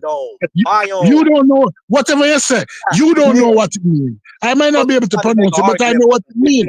But you throw it out there to confuse the argument, because you're arguing like Dr. York now. What was the biodome in the sub-Saharan Africa? What was it? What was it? What was it? Since himself, what kind of biodome? Biome or whatever it is. What existed in sub-Saharan? What existed in sub-Saharan? What existed? What kind of biome existed? Niggas just be wanting to argue. No. You want to throw out words because you think people dumb, and it's a dumb person trying to confuse other people with words. You got it, Chad. That's what you're doing. You're throwing out words out there because you think people dumb. Niggas don't know. What kind of biome existed in sub-Saharan? What kind of biome existed? You throw it out there. What kind of biome or biodome or whatever? What existed in the Green Sahara? Was it tropical? What kind of biome? existed. Because you throw the word out there as if it wasn't a... Listen, the largest lake that ever existed in the world existed in the Green Sahara. That's true. So when lakes exist, what exists around lake? Large number of people. But he's throwing out words out there because him think that everybody's stupid. And that's why I love people who use big words, you know, because it don't tell me about how them think about other people's intelligence, you know. You tell me how convoluted they think they are. You're a dumb piece of fuck who try to confuse your big words. And you don't even know what it means. You don't even know what existed in Green Sahara. Man, come on, You man. never know. No, I'm a piece of shit house what I'm doing. Soupy, When talk to people into the shit house kind of talk all the time. Stoopies, we're alive, brother. Hold on. These discussions have to have a level of civility. No calling people dumb and none of that. Please. No, because him throw words out there to say, oh, these niggas are dumb. They don't know the meaning of these words. I can just biome. The biome that existed. What that has to do with the conversation? Because everybody knows that the biome that existed in the Green Sahara was one that is favorable to human population. It had a variety of animals. South America also. Right. Just like when the white man came to North America, there were 50 million Indians. Yes. They said they could see the campfire from hundreds of miles away. The amount of Indians. Of the equator that makes about 5,000 years ago, the UV was 130% higher. The UV. So they had to be black. 130% higher. So they had to be black. Exactly. They had to be black because of the UV. Right. But he comes now. Ain't no way they wasn't black. If the UV was high, the Egyptians had to be black, bro. They were black. I'm gonna say that right Everybody there. was. I'm gonna leave it there. When the Sahara was green, everybody up there was black. Black like the people that exist now in Niger and Burkina Faso. That's what they look like. Where was Zahir Hawass at during the Green Sahara? Where was he at? Central Asia. He was in Israel. He was in Saudi Arabia. Peninsula. Arabic Peninsula. There was cheddar. He was up in. He was up in. Eurasian black. Yeah. He was they were wandering. They were goat herders. You see, look how far we got away from the diversity of the region, Corey. All of all black. Wandering for 40 years. Not Luffy is black. I didn't think we was gonna be able to stay on the diversity of the region too long, bro. We done miles away from that shit. Everybody up in the Green Sahara was a nigga. Everybody up in there was a nigga. Get the fuck out of here, bro. That's some ignorant. Everybody up in the Green Sahara was a nigga. Nigga, show us. Everybody up in the Green Sahara was a nigga. And if you superimpose the Green Sahara on the modern day map, you'll realize that, all of these Africans were niggers. There was no Libyan. It depends on how you categorize it. If you saying that all the people was a particular shade of brown or darker, then I mean you could make that point and not be wrong. You get what I'm saying? I'm not saying a particular shade of brown. The definition is. No, I'm not saying that people they can have pencil point noses and thin lips, and straight hair. But because they're around that equator line and we could justify that their skin color was within a certain range, like that's I'm not saying range. Logic, I'm not saying range. Logic, I am not saying range. I am saying they were Burkina Faso, Niger black. No range, then they black. Again, he's going by skin tone instead of more. I'm going by science. I'm going by skin tone. I'm going by the skin. So I'm agreeing with you, Stupies, that they've been darker, but of course they would still have to have some kind of range. Please don't say darker. Say black. They were Negroes, bro. That's just a lie. Say black. They were black. I gotta say darker because I feel like there was still a lot of variety. I don't think it was homogenous black. So, Fanny, what was the story? I don't think they all had afros. I don't think they all had big lips. I don't think that. What was the He's saying they was Negro. They was Negro. I mean, when I just added some diversity with the straight hair and the sharp noses, he was like, nah. He rejected the diversity, right? Cheddar Man in Europe, are they black? I don't give a fuck about Europe. Why are you bringing what's about Europe for? We're talking about Africans and you're going to Europe. Why are you going to Europe and we're talking about Africa? What about we're not arguing what about this? Our basal We're not arguing. No, we don't business with them people. We don't business with them people. I don't. We're not arguing those people. We're arguing the Africans in the time of the Green Sahara. Those big nose, nappy head Negro that went up there. Have you read any paper dealing with the Green Sahara? They got their black. At least it was to the point and it was straightforward. Have you read any? He's saying it was nappy hair with big nose. Yes, they got their black. They didn't. Yeah, they I came don't their agree black. with that, but at least I know what he's talking about. Central Africa black. He's just talking. He's just talking, bro. Yeah. No, but they came from. Where did they come from? Where did those people in the Green Sahara come from? Sahara, bro. You had groups in North Africa from 20 plus. What are you talking about? And that's all. That's also true. Like the Green Sahara isn't a homogenous population. So that's why I say, yeah, the Green Sahara. You still got populations from all different directions coming into the Green Sahara, and then it dispersed back out. Blah blah blah. But it doesn't start from one single people group and expand outward. That's not what I'm familiar with. So yes, both of y'all got a little bit of it right, but that's. Even including that, it didn't. I don't think that got us any closer to what we were talking about. But I'm gonna stay out of it. I'm gonna stay out, y'all. I'm saying if I go by logic, let me say this. Let me say this. How it happened. Let me say this logic. Think logically. Let me say this. My argument is this, and it is based on numbers and mathematics and probability. If we look at the history of the North African countries that exist now, we find that it has a significant population of black people, Negro people, along with the brown people. And we look at the population of those below the sub-Saharan that exist now. The proportion of light-skinned people that exist now is significantly lower than the proportion of dark-skinned people that exist further north. So if you do the maths and extrapolate back in the past, what they would tell you say, when the era was greener, you had more black people, because the black people are significant in both population, north and south of the sub-Sahara. So if we go back in time and we extrapolate it more, we can then draw the conclusion that black people form the majority of the population in the Green Sahara. Do the maths. I know what you're saying makes sense. I know it actually makes good sense, but I would think that there's too many variables. Do the maths. There'd be too many variables in there for you to just do that. No variable not in there. No variable not in there. No variable not in there. But you're talking about human migrations, Joe, and human migrations. No, do the maths. Do the maths. Human migrations happen for so many different reasons of weather, sickness. There's too many factors, I would say. If all factors remain equal, both populations will be affected the same way.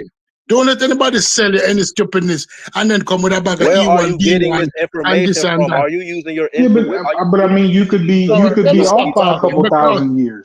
Are you going off intuition? What are you using to make these what are you? Did you read common sense and apparently you don't have none. Okay, got you. And you don't have none. No, you don't have none. You don't have none. Common sense and maths.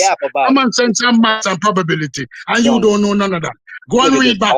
Go and reread back. The white man said E1, B1, A, and then swallow that. Because common sense will show you that if population exists in both areas and disparity is that wide, what happened? Start thinking, man. When you start learning to think out of the box, you will drop the bag of E1, B1, A and the stupidness. The majority of the population in sub-Saharan Africa, based on the scientific evidence, the EV level, the map, the skin map, will tell you that the majority of the sub-Saharan Africans were black. But go on, and they make other people tell you that, oh no, they were the Libyans. The Libyans were in there. It's the Libyans. And the Libyans were the one that make all the progress. All those cave drawings are the Libyans. Go and believe that. No, I have no doubt at all that they're darker. That they're darker than what you would see today. They're not darker, they're black. That. They're black. Those are darker. Black. Still up on your square. That's where I feel like you're making, because you'd be saying no, all of them. No. I mean, I'm just saying that's such a broad claim. It's such a broad claim. You got to at least admit that. You're talking about a huge swath of people from different directions, all being the exact same. That's a lot. That's a lot. If the Indians in America were not affected by the disease and the steel, the majority of Americans would be Indians. And the Mexicans showing you now. In less than 400 years, then population booming. If we look at the Americans in entirety, the entirety of the Americans, and we say, okay, let's erase colonization and do the maths. You'll realize that it applies. No, the but formula applies. with as large as the Green Sahara is, it's white genes 1, white genes 2. No, stupid. With as large as the Green Sahara is, you honestly think the people in the north of the Green Sahara look like the people in the south of the Green Sahara? At that time, yes. But I'm saying, okay. Well, let's add this to a fact. You know that people migrated into the Green Sahara, right, from outside of it. So the people up north will be coming from even further north, and the people from south will be coming even further south, right? And then they get to the Green Sahara and don't sit still, mind you. They're constantly encountering each other and mixing like people do. So I'm failing to see one population when I know that they come from different directions. Let's talk about migration. It's simple. Let's start where people originally from. Let the people them come from Lake Victoria. That people originally came from the area of Lake Victoria.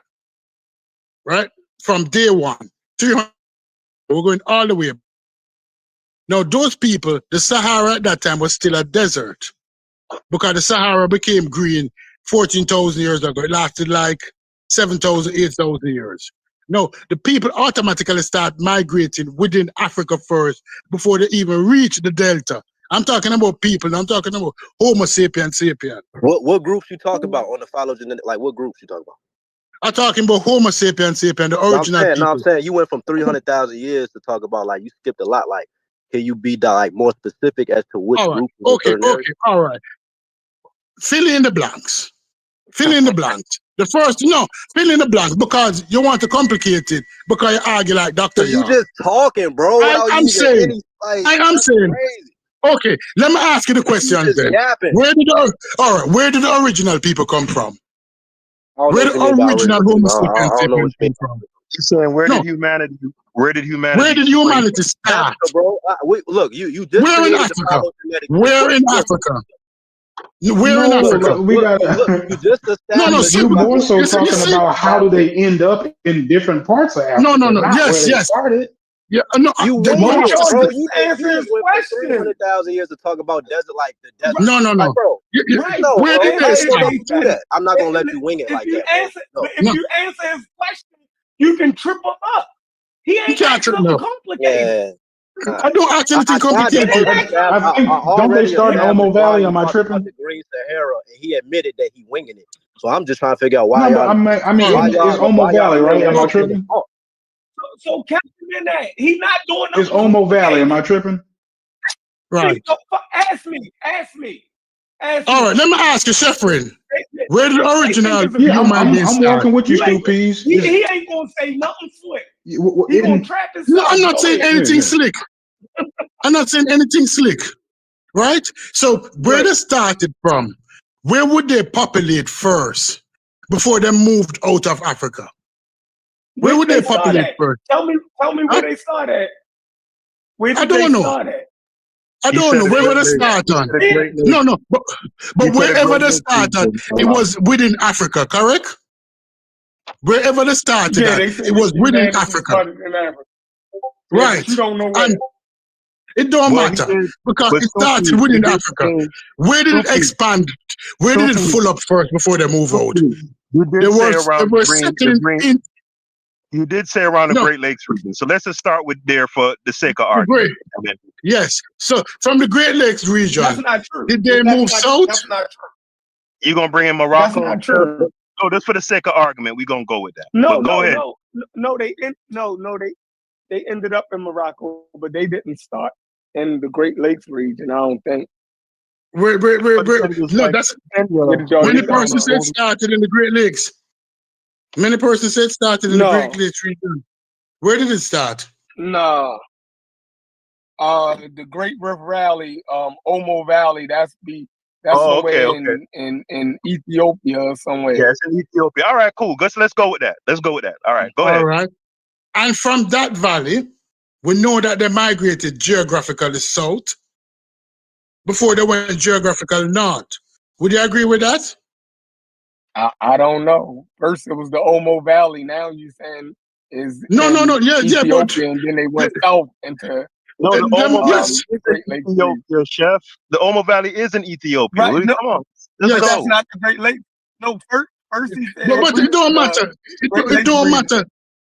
It don't matter where they started at. They went south. They went south. Go ahead. Right. Okay. They moved south, and they moved east, and they moved west before they moved into Europe. Would you agree with me on that? So they were already established. They were already established in Africa. They were established in Africa first. I got you. Yeah, they were already established in Africa before they went over to Europe, correct? Yeah, I got you. So by the time they went over to Europe, they were already established in areas that were called Niger, in areas that were called Morocco. No, I'm not saying Morocco, because the Sahara Desert was there at that time. The planetary shift didn't take place yet. But those areas that were habitable in Africa, human beings were already established. So as soon as the climate of the Sahara changed, those human beings en masse could freely migrate because they were coming from a point that they were already established. Don't make nobody fool you with E1, B1, C1A and biome and all of this, because we know what the sub-Saharan African look like. So by the time we come to 20,000 years ago, black people already established in Africa. Them so established that they was moving out of Africa and they went into other areas of the world. And some were beginning to come back. I'm not telling a lie, though, my lord. Sometimes it can get dark, brother. I'm not telling a lie. You can't no, because people thinking if you're stupid, people thinking that you're stupid. When people use words to conflute themselves because they learn from Dr. York. And when you hold them argument up to a light, it starts to lose. Hold on. You gotta stop insulting Fetty, right? Let me say this about Fetty. I believe Fetty, sometimes he could come off as condescending, right? He thinks a lot of us don't read and all of that. And I used to get really offended by that stuff, right? But I believe that Fetty is sincere when he makes... Him sincere and dumbness. Him dumb. Him fucking dumb and stop lying. Anybody who jump on this genetic E1, B1, C1, and don't compare to other things. You can use genetics. No. Hold on, man. Let me stop talking. Hold on, man. Soupies, Jano dog. You're doing the dark Jamaican thing. I'm not telling a lie. Let me say this, right? When when Fetty invokes the phylogenetic tree, the E1, B1, I have no doubt that he genuinely subscribes to that stuff and he believes it explains the story of humanity. I don't believe he invokes that stuff as like a rhetorical device to trick people, and I don't think that's what I think he truly believes in that stuff. You know what I'm saying? So don't get frustrated or flustered because they always run back to that stuff. Just make your point in your argument and, leave out the insults and the dumb and this person is dumb and let's not do that. No, because what he does, and you know that I got kicked out of university for this.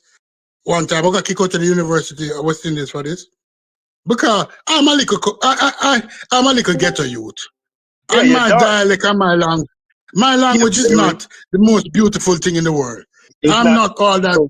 I don't use big words unless I have to use it. It's not just that, those stupid. At times, when you get frustrated with people, you can get very, very rank and very dark. And a professor did what he did to me, and I had to tell him about his mother. I said, "Don't play with me, because you're acting like you're smart and you're dumb." You see what I'm saying? Don't play with me with the fools. Don't use language to twist me up. You know that you're not using facts. Don't play fucking with me. I might not be able to speak it, but I can talk it. Don't fucking play with me. But that's what he does with everybody in the panel. Come up here, come play with them. Hey, Chef, let me tell you something, right? I'm not gonna tell no lie, right? When I first came to America, same attitude, bro. Let me say this. Jamaican society, that attitude gotta die. Let me tell you, like, we can be so fucking dark, man. When I said dark, like I get it. Like when those Europeans, they do their little trickery and shit. Y'all get frustrated easily. What yeah. And when we get frustrated, nigga, we black out. Like it's just a complete blackout. Like, no, it can't be like that. And I had to learn that, bro. Like it can't be like, because you're not gonna get anywhere. you don't like y'all don't like y'all. How you going to allow somebody to insult the intelligence? Play with. Yeah, are you going to allow somebody to insult the intelligence? In a lot of these conversations, you gotta play dumb and accept bullshit just to get so the conversation can move forward. There's no other way to do it. Yeah, I do it all the time, Stevie. You gotta eat shit in these conversations. And but him out of order. Him out of order with the foolishness. That's how it is over here. Like you gotta, if you got an overall point, just stay in the cockpit. You know what I mean, and just drive your point home. You gotta have tunnel vision. You got to. You got to. I feel you though. I mean, but everybody feel that way. Like I guarantee you, Corey and Fetty and them feel that way also. Let me tell you something, dog. I look at little cultural idiosyncrasies, right? Like I follow the Chicago scene a lot, right? And I noticed with them, dog, they remind me of ghetto Jamaican people. Like it could be the simplest stupid shit, and the motherfuckers will wipe out your whole family, bro. And I'm like, it could be some shit like just stupid. I'm like, no, like, bro, like the conflict resolution, the impulse control, like that shit is not there at all, bro. Like it's crazy. Corey, you hear pot calling Keke Black. You hear pot calling Keke Black in the ear. Askel calling me black. Like him is not a pastor. You crash out just as much as me. It's part of our culture. We can't hide it. Hey, look, I changed. Hey, look. Hey, Chef, we don't like to play with our intelligence. Hey, Stoopies, let me give you an example of how dark you could be when I first came from Jamaica, right? Mm-hmm. I was at this girl house, right? And she had cats. Mm-hmm. So the first time I saw the cats come into the living room, you know what I said to that girl? I said, "Oh yeah, we used to stone those to death in Jamaica." Dog, the look of horror on her face, bro. And I'm just like, what? Was a big deal. But we used to do that, bro. Like we used to drop cinder blocks on the motherfuckers, dog. Like that's how I know Jamaicans don't have no Egyptian in them. Like you niggas are the furthest away from Egyptians. Yeah, man, that you can get. You feel me? Straight West Africa, nigga. Like straight nigga. Niger Congo. But you know what? Straight. I'll say this. What part of the bite? What part of the bite? Yeah, you don't play. No. You don't allow people to play with the intelligence and then come in here and act as if they're superior because they're going to some book and they regurgitate something that they memorize. They don't even reason it out for themselves, you know. They memorize it. And they regurgitate and memorize the information. You know what I learned? You got to learn from other groups of people, right? You know what I learned from Europeans in watching them debate and all of those and all of these different sort of things and why they were able. I believe intrinsically it was a big part of the reason why they were able to infiltrate and dominate us, right? The gaslighting that they do and the little tactics to anger you, and you know what I'm saying? And then when you get flustered and play with me and you insult me intelligence, say batty boy, right? What that does is you're no longer focused on the task. You're just in rage. You know, but they know that. They know. So I had to learn, bro. And you know, going back to the cat example, now I realized that shit was sick. Like I was fucked up. And no, I agree with you. But you know the point that I can't forgive? You know the point that I can't forgive? We're not in a room with Europeans. You see, if a European was in the room, I would act differently. I would use different strategy. But it's when a black man playing that game against another black man, and I know the game that he's played, that is white people game, that he took white people weapons and used it against himself, he's no better than Queen Nzinga. That's what he is. But you got to brace though. You got to give. We got to give. We got to Jamaicans, bro. Y'all something else, bro. Jamaicans is fucking nuts. Hey, look. Let me tell you something. No, when people play with you like that, Pascal. People don't play with me like that. No, let me tell you something. Let me tell you something, Stoopies. When I listen to Chef, right? Chef don't know why I like him so much. Like I love the shit out of some Chef. No homo, right? Because I'm honest. Hold on, no. Honest. That's why I like him. No. Listen to why I love Chef, right? I have yet to ever hear Chef chip out, as we would say in Jamaica. How they be saying it in America? Splash out or I've never, dude. Even when people call him stupid or it's like nothing gets to him, and I'm like, damn. Like I'm just here to witness that he done flipped out, he done crashed out. Of course, I've heard Chef crash out against Unc already. I've heard Chef crash out. I want to be fair here. He ain't no angel. Pastor's trying to make him out to be an angel. But go ahead, keep on going, Adam. No, Corey, he'll raise his voice and stuff like that, but he don't do like what me and Stu Pease be doing, cussing motherfuckers out and you know you a bitch and pussy wall, and he don't. I've never heard that. All right, like he only do it with Unc. Right. He only crash out with Unc. All right. Ask I have one question to ask you, and then I'm going to shut the fuck up. Was he being a pussy wall? Be honest. That's his style. That's his style. So he has the style of a pussy wall. So he has the style of a pussy wall. That's what you're saying, and it's okay. It's okay. But hold on. So he's a pussy wall then, and we know that. You don't pussy wall with me. Hold on. Yeah. You gotta let me answer your question, Stoopies, right? I want to say this. Compared to the Fetty of a few months that I knew, who could be very snarky, and he's toned it down a great deal. He has. I've noticed it, right? But sometimes you'll be there engaging in conversation, and you can pick up on the fact that he thinks that he's at an elevated. Hold on. You could pick up on the. You can tell that he believes he's on an elevated intellectual level compared to the rest of us. You could pick up on it. But look, Stoopies, in that engagement that you and him were having, he didn't say anything overt enough to warrant where you took it. No, because guess what? The difference between you and me is that you waiting on him to punch you in the eye. You waiting on him to. You are waiting on him to throw the first punch. I'm kicking you in the throat from him like a fist. Right. He said, I see the fist balled up.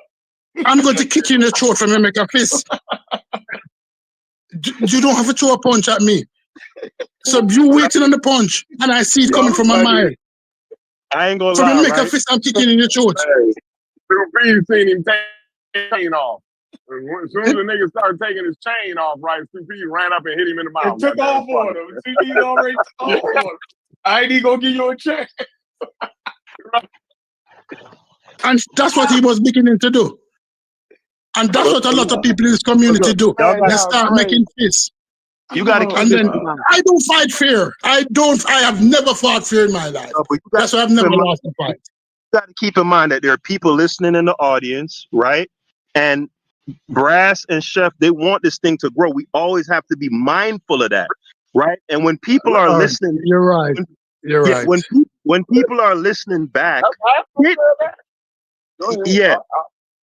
They don't know. I just wanted to make sure who I thought it was you, but go ahead. Well, Corey, he's not done with me yet, Corey. Right? He's not. You know that church saying he's not done with me yet, right? So I've gotten a lot better too, but Jesus working on me. Jesus working on me. Yeah, Jesus working on me, Corey. Right? So he got his work cut out. I'll tell you what. But go ahead. But Corey, I'm not that bad. What my weak point is, what's the name did to me the other day, right? And I knew he was doing it intentionally, right? But if every word I'm saying you cut me off, and I asked kindly, I said, brother, just let me get. All right, go ahead.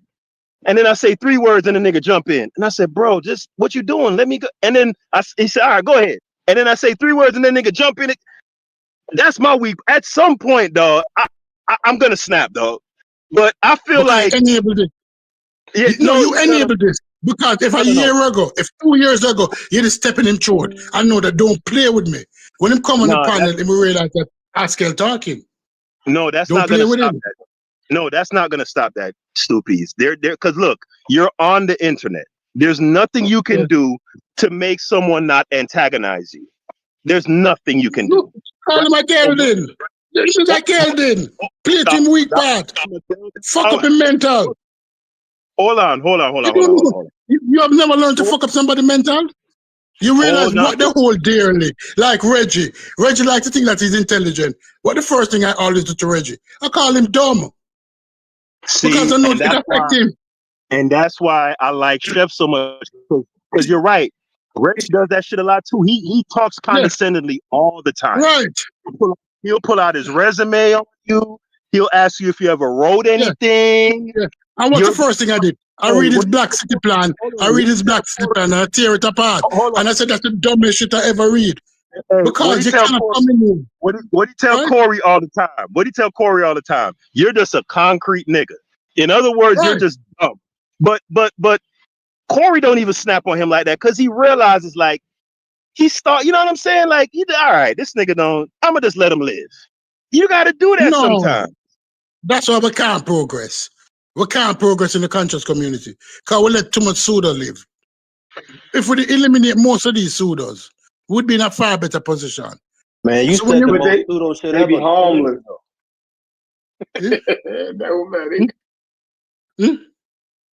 You just said some wild shit 10 minutes ago, and you said I'm shooting off the hip, and I'm asking you, where did you get it from? You couldn't tell me. So what were you doing just now? Why never answer my answer? Why didn't you answer? Why didn't you answer the question when I asked it? Since you're so bright and intelligent. Since you're so bright and intelligent. Since you're the brightest. You the person who feel like you. I don't know why you feeling like that. Since you're the brightest person in the room. Why are you projecting on me, bro? I'm not projecting on you. I don't have to project. I know my place. I know where I fall. I know where I fall in this room. Bro, we was having a conversation dealing with But guess what? Go and read some white people book and suck some white dick and elevate some white people like most of the niggas in the conscious community who in this genetic thing. Go and run to the white man genetic. You keep talking about conscious community, bro. I'm not a part of this shit. You've been in this. Of course you are. Of course you are. He's not. Stoopies, let him talk. Go ahead, Fetty. What you saying? All I'm saying is we was having a specific conversation dealing with the Sahara, Africa, and who niggas and who not. He's made a lot of claims, and when I asked him where you get it from, the nigga said it's common sense. Like what? What are you talking about? Yeah, I mean, Stoopies, it was a fair question that he asked you. If he asked you where you got something from, I don't think that's being condescending. It's a fair question. He said he using mathematics and common sense. And once the nigga say that, I'm like, you got it. You basically ain't saying nothing rooted in real truth. You just assuming intuition and shit like that. You can do that, but don't try to act like what you're saying is fact. That's not why I lash out on him. Nobody here. You have no information of your own. Can you hold on? Any information? Any information that you have ever regurgitated is your information. You have never had an original thought. You're a pretender. You have never had an original thought. You're coming here as a pretender. You coming here as a pretender with other people thinking.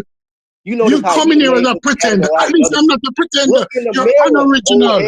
You're a pretender. In the mirror. What the fuck? You're a pretender. You've always been a pretender. Aren't you a pretender? Fuck. You're coming here with other people's thought and have it as your own. People all day. Shut the hell up. You are that Michael Bolton dude in Goodwill Hunting. That's what you are. If you watch Goodwill Hunting, he's the Michael Bolton looking dude. You come to the and regurgitate other people's information and act like you're bright. You're a pretender, dude. I don't listen to pretenders. I listen to people with original thought who think on them own. You're Hey, Brass, I know you like to say you're not the only one with admin powers, but are you here, brother? Hey, listen, listen. Y'all niggas sound absolutely fucking crazy, nigga. Somebody mute these niggas and move the conversation forward or do something. My hands are tied and my phone. The phone ain't even in the room with me. It's my fault. I'm gonna take it over. I'm gonna take it this time. What happened to the fade room? What happened to the fade room? Yeah, no, I'm saying move them niggas. You know what happened? You know what you just got?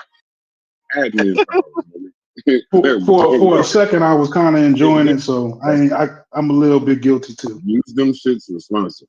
You got admin powers, bro.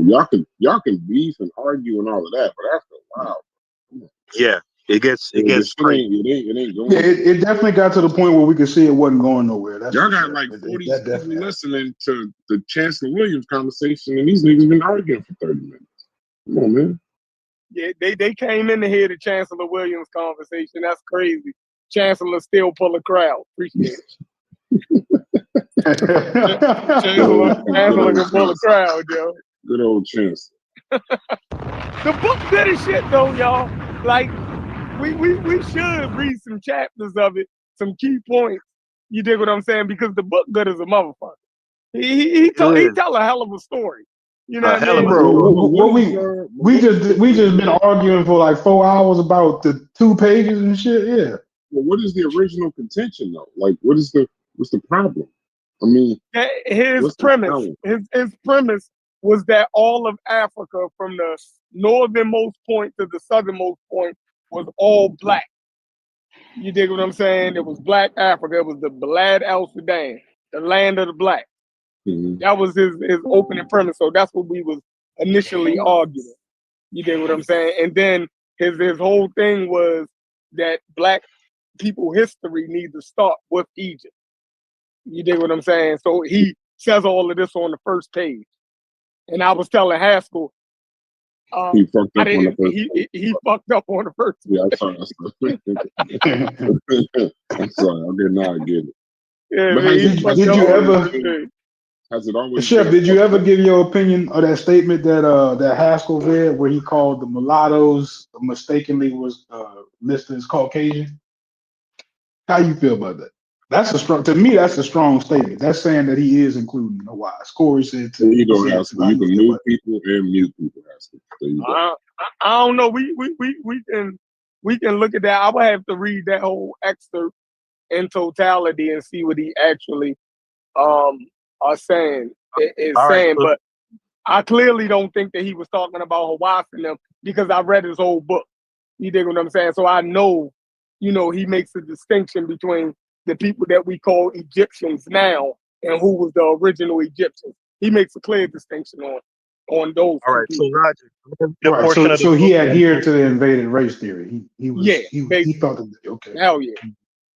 So let me read a section, Logic, that might give some more breadth to his viewpoint, right?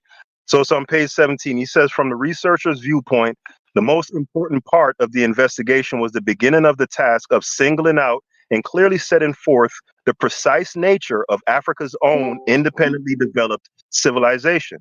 A continent-wide study of the traditional customary laws of the blacks, for example, enabled us to learn for the first time that a single constitutional system prevailed throughout all Black Africa, just as though. So that's a hell of a claim, right? That's a hell of a claim. Just as though the whole race, regardless of the countless differences in language and other locally determined cultural patterns, lived under a single government. A similar content-wide study of African social and economic systems through the millenniums revealed the same overall pattern of unity and sameness of all fundamental institutions. That there is a historical and fundamental basis for real brotherhood and unity of the Black race could not have escaped the notice of all of those Europeans who have been investigating and writing about Africa over the years. But they are moving right along. Go ahead. But they are shrewd. Massive Black unity would be massive Black power, which of course would reduce white power and its domination of the whole earth. So white Africanist writers always concentrate on the ethnic differences among Africans, tribal antagonisms, hopeless language barriers, the cultural varieties, etc. They even make a separate ethnic group of their own mulatto offspring from Black women by classifying them as white in some areas and coloreds in others. So who are they saying does that? Are they saying white people do that, or are they saying Africa? No, he's talking about South Africa at that time. Now you got to know some shit. Now you about to make you about to jump and fuck that up. I'm asking a valid question based on what he read, right? So when he said they categorize the mulatto, I'm asking, are they talking about Africans categorize the mulatto as white, or are they saying Europeans? African. No, he's talking about white folks, Chef. He said they're the ones who create the ethnic group, the groupings. That didn't come from the colored demarcations and the Black. That was from the Boers. Yeah, that's honestly what I got out of it. I got that he was saying in Europeans. South Africa, right? Yeah, in South Africa. Yeah. So like a Steph Curry, for example, in America is classified as Black. You put him in South Africa, he'd be a colored. No, what I didn't like about the situation is the fact that he didn't offer the framework for the comparison to say there was a unified constitution. He just made the statement. Right. He said there was a unified government. An alternative framework. So what he did was he deflected to the white division, but never offered the comparison framework to say these things had these things in common, which means this was common amongst all these groups of different people.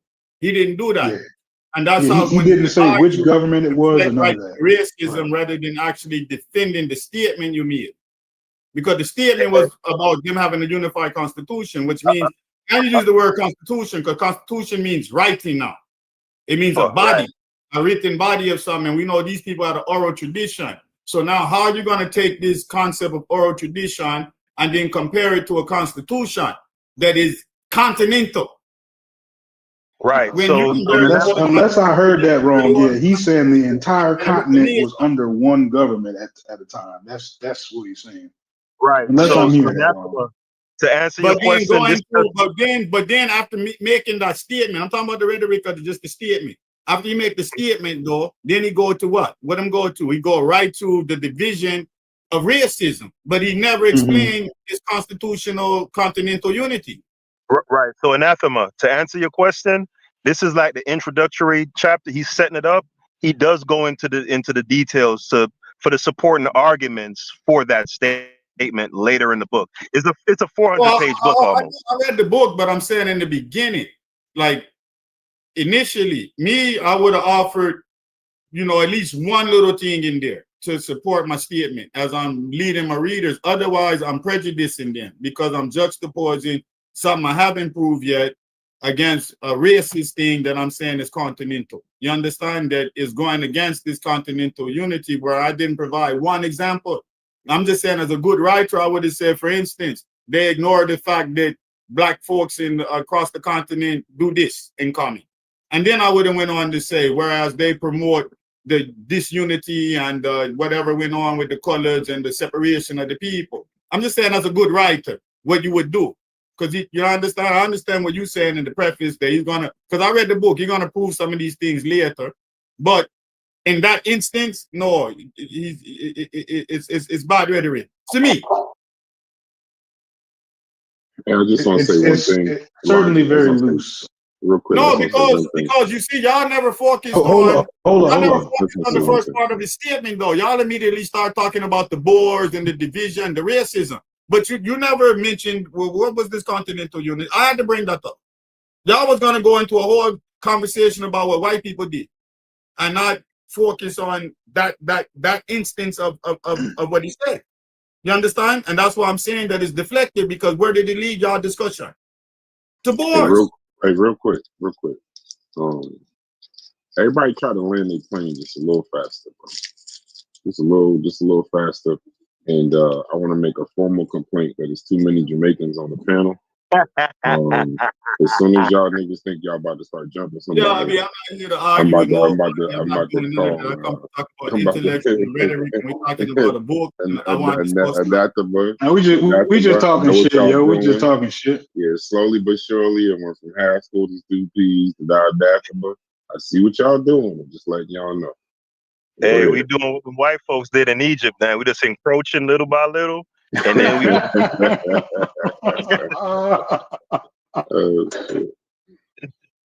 Yeah. Y'all good. You good though, bro. So anathema, that's what I meant when I was like that. Them statements was crazy as hell. I noticed it too. But I mean, sometimes you gotta let people get as far in their argument as they can, because I could get hung up on that, right? But the answers are probably somewhere in the book. But I'm trying to get what Haskell's getting out of it. So I gotta let Haskell finish reading it, give me his interpretation, and talk to Haskell. But yeah, I caught it too. I definitely caught it. Those were some, and actually Haskell caught it. Haskell in the middle, he stopped and said, "Damn, that was a crazy ass claim, wasn't it?" Yeah, we caught it. You know what I'm saying? We didn't want to get hung up on it right then and there before he finished reading. Well, the problem is a lot of people read the book as a history book, and it's not. It's a psychological study of African civilization. But a lot of people they don't understand that, because he's coming from a psychological perspective when he's writing the book. But people read it as a historical account, and it's not a historical account. All right, so here it is, right? Well, so how did Africa psychologically all fall under one umbrella? Yeah, no, so logic. I just agree with Anathema with the psychological thing, but to Anathema's point about him kind of giving a little tidbit as to the backing up of the statement, he does say a little bit after what I read. He said, "We have presented in chapter 6 enough of the traditional African constitution and the fundamental rights of the African people to be specific points for the identity and the discovery of the heritage we talk about, without any definite frame of reference." So he does give a preview to the reader. Hey, in chapter 6, I'm gonna back up this broad claim. All right. I can respect that.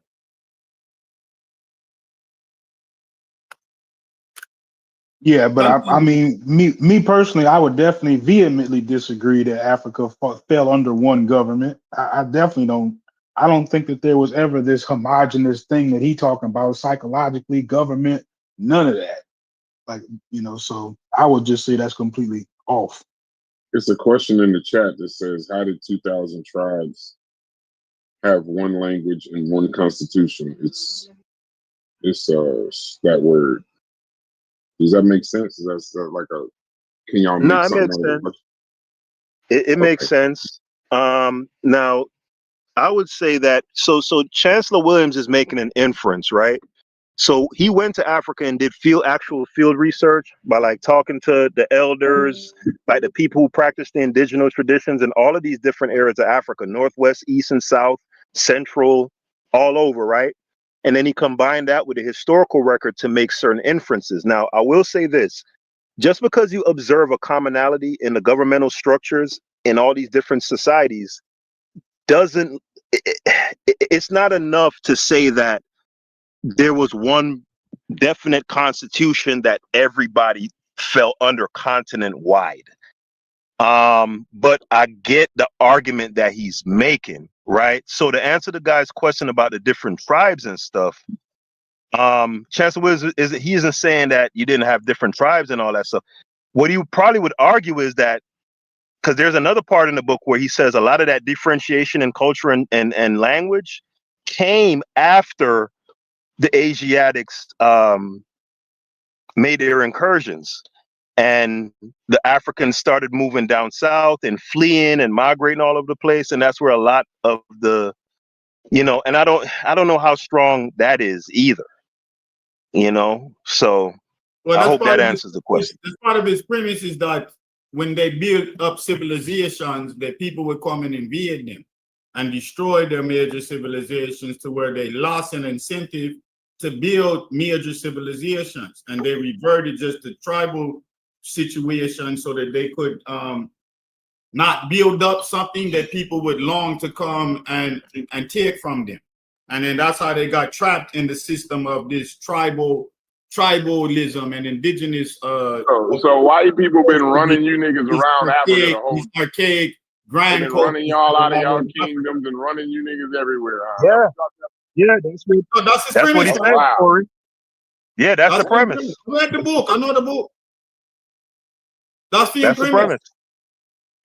He's saying for at least 2,000 years or so anathema. Let me think. Yeah. No, longer than that.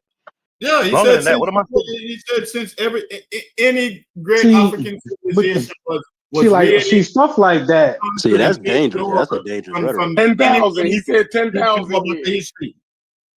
And since them time, hear me out for a second. 10,000 to present. Psychologically, like that. That's why I attempt to be heading off some of the conversations, right?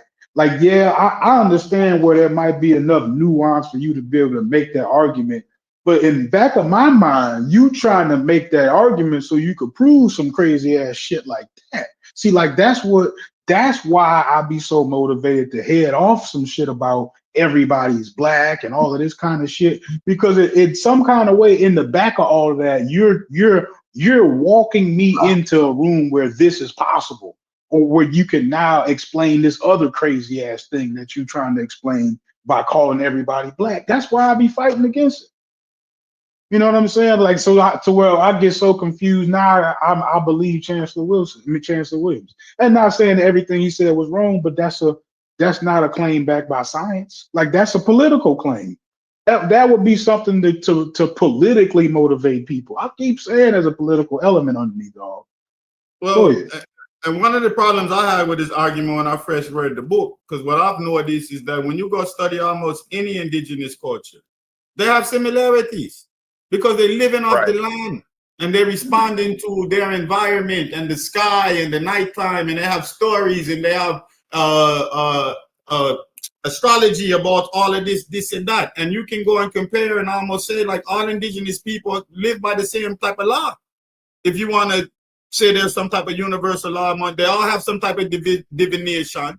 They all have some type of shaman, obeah, something like that. They all have either a matrilineal society, they have a warrior class, they have all of these things in common amongst indigenous people. And you can claim that, okay, well, all the indigenous people of all over the world live by some type of law, but it's not true. Just because you can find these commonalities. That's not the whole of the book. The book is about the destruction. Yeah, because the premise is that when we build up, people come destroy. So we basically developed an initiative or an incentive not to build and develop big. Because anytime we did it, we was attacked and destroyed. I don't even and this understand the implication whether I just asked y'all. What about you, Logic? That's what this book is discussing. We know the implication. I didn't hear you that time. There's even a point in the book, Corey, where he says that a big part of it, and it's not 10,000 either, Chef. That's a little bit too far back. I would put it around 4,000 BC, because that's when he says the Asians first really started. Yeah, that was the first 4000 BC is around the time when the Asians first started making their incursions into North Africa along the sea coast. The sea coast of Egypt, right? So what he's saying is since that time, it's 4,000. You're right. It's 4,000. That's yeah, on the 4000 cover of the book. My bad. yeah. So hold on, guys. So a big part of it, Corey, right? He says at some point, once West Asia started developing bronze weapons and mounted cavalry. Those are the two things that he points to that gave them a huge technological advantage, particularly in waging warfare. He said once they developed those two things, 100 West Asians, 100 horse-mounted West Asians could put 10,000 Africans to flight. Think about that. This is a fact because you gotta think the whole war technology of the mounted horse with the compound bow came out of the Mongol, and then that changed warfare. 100 people, 100 Asians could So make now 10,000 now niggas. y'all mad at me now when I talked about how the being worldly makes a big difference now? You're talking about the technology that they brought and that they got from the Mongols, right? So what I'm saying is, right, everybody was mad at me when I talked about the advantages of being worldly the other day. But then y'all talk about no the advantages of being worldly. C-Dot was the only person. C-Dot was No, the only person. no, everybody was. They was all mad at me. You He gotta just remember, was one voice. you gotta He remember was the the only horse one voicing it. over there in Mongolia. You understand? They actually was the first people to domesticate the horse. So all of them people that was in that region, based on what you're saying, they got that from them. It spread. You understand? To where now you got Europeans and Arabians and northern people in that peninsula that's close to the steppes of eastern western Asia. They start learning that whole concept of horse domestication, which means they can travel faster, they can move faster, and they war tech exchange. They're gonna get a technological advantage. And if you're not near them, you ain't got no horse in Africa to domesticate. Yep. That's Right. bad. So Corey, to answer your question, you answered a question earlier when you said where were the Asians at who were referring to that came in, or what were their origins, right? I think you said like when they were talking about the Green Sahara, and you were saying, so where was the Zahi Hawass niggas at that point, right? And that was way back in the timeline. To answer that question, Corey, they would be in the central, the Asian steppes, as it's called. The Pontic step. Is that the same thing? I'm not sure. Look it up. Yeah.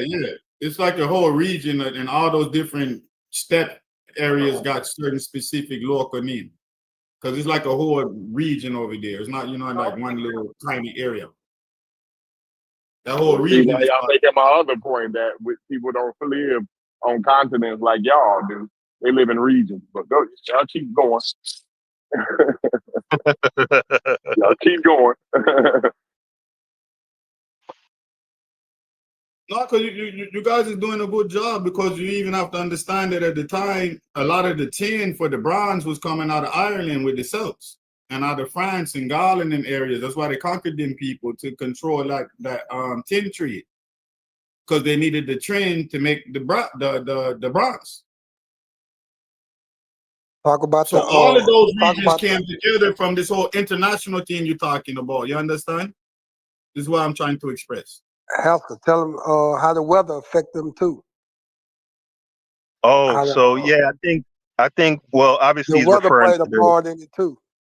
Yeah, obviously, he's talking about the recession of the Green Sahara, and that kind of and there were other ecological factors that he pointed to where it caused starvation, and so that factored into to where they were able to get conquered easier. The Green Sahara not having there being less arable land, right? Less area where you could plant food. so then disease would spread and blah blah blah blah blah. So yeah, he goes into that part of it too. It's a masterpiece, Corey. Even with what you would probably consider like the more outlandish claims with the universal constitution of the whole continent and all of that. Independent of that, it's a great narrative. Like the way how he put it together it's incredible. It's a masterpiece. I can agree with Haskell on that because when you understand what he's trying to explain to the young African mind, this is what I understood. Cause I read it, in the 90s. I was young as hell and I read this book. And then I would use it for other Black people and I would try and make them understand what he's doing. What he was trying to explain is why we still live in mud huts. Basically, This is what he was trying to explain. He was trying to figure out a way not to justify it, but to psychologically understand why these people prefer to stay in these indigenous traditions when they had all of these major civilizations that could have been developed and continue. And why didn't they continue? Just because one civilization is destroyed don't mean all that knowledge and information is lost. People leave with that knowledge and information, but some people be like, well, say, boy, no, better we don't do that. Because last time we do that, the man them come and mash me up. You understand? Don't come and crush everything down. So better me not tell people to do that. And we just go on and keep it small and simple, country life. You understand? So question, bro, do you think, because you broke that down, so the fact that he had a mission statement or his overall premise was built off of a faulty premise based off trying to establish a wrong causation as to why he felt something wasn't as prestigious when you compare other groups. If a person wants to dismiss the whole book based off that, I don't think they're wrong, because you just broke down again the hidden layers as to why he's even motivated to talk about this in the first place. If that makes sense. But this is why it makes it a good narrative, because like Sasko said, the way he constructed it, it makes you think. And then it actually forces you to go in and consider traditional African culture in less of a pejorative sense. You start having a rationale for why someone wouldn't want to take their iron technology and build.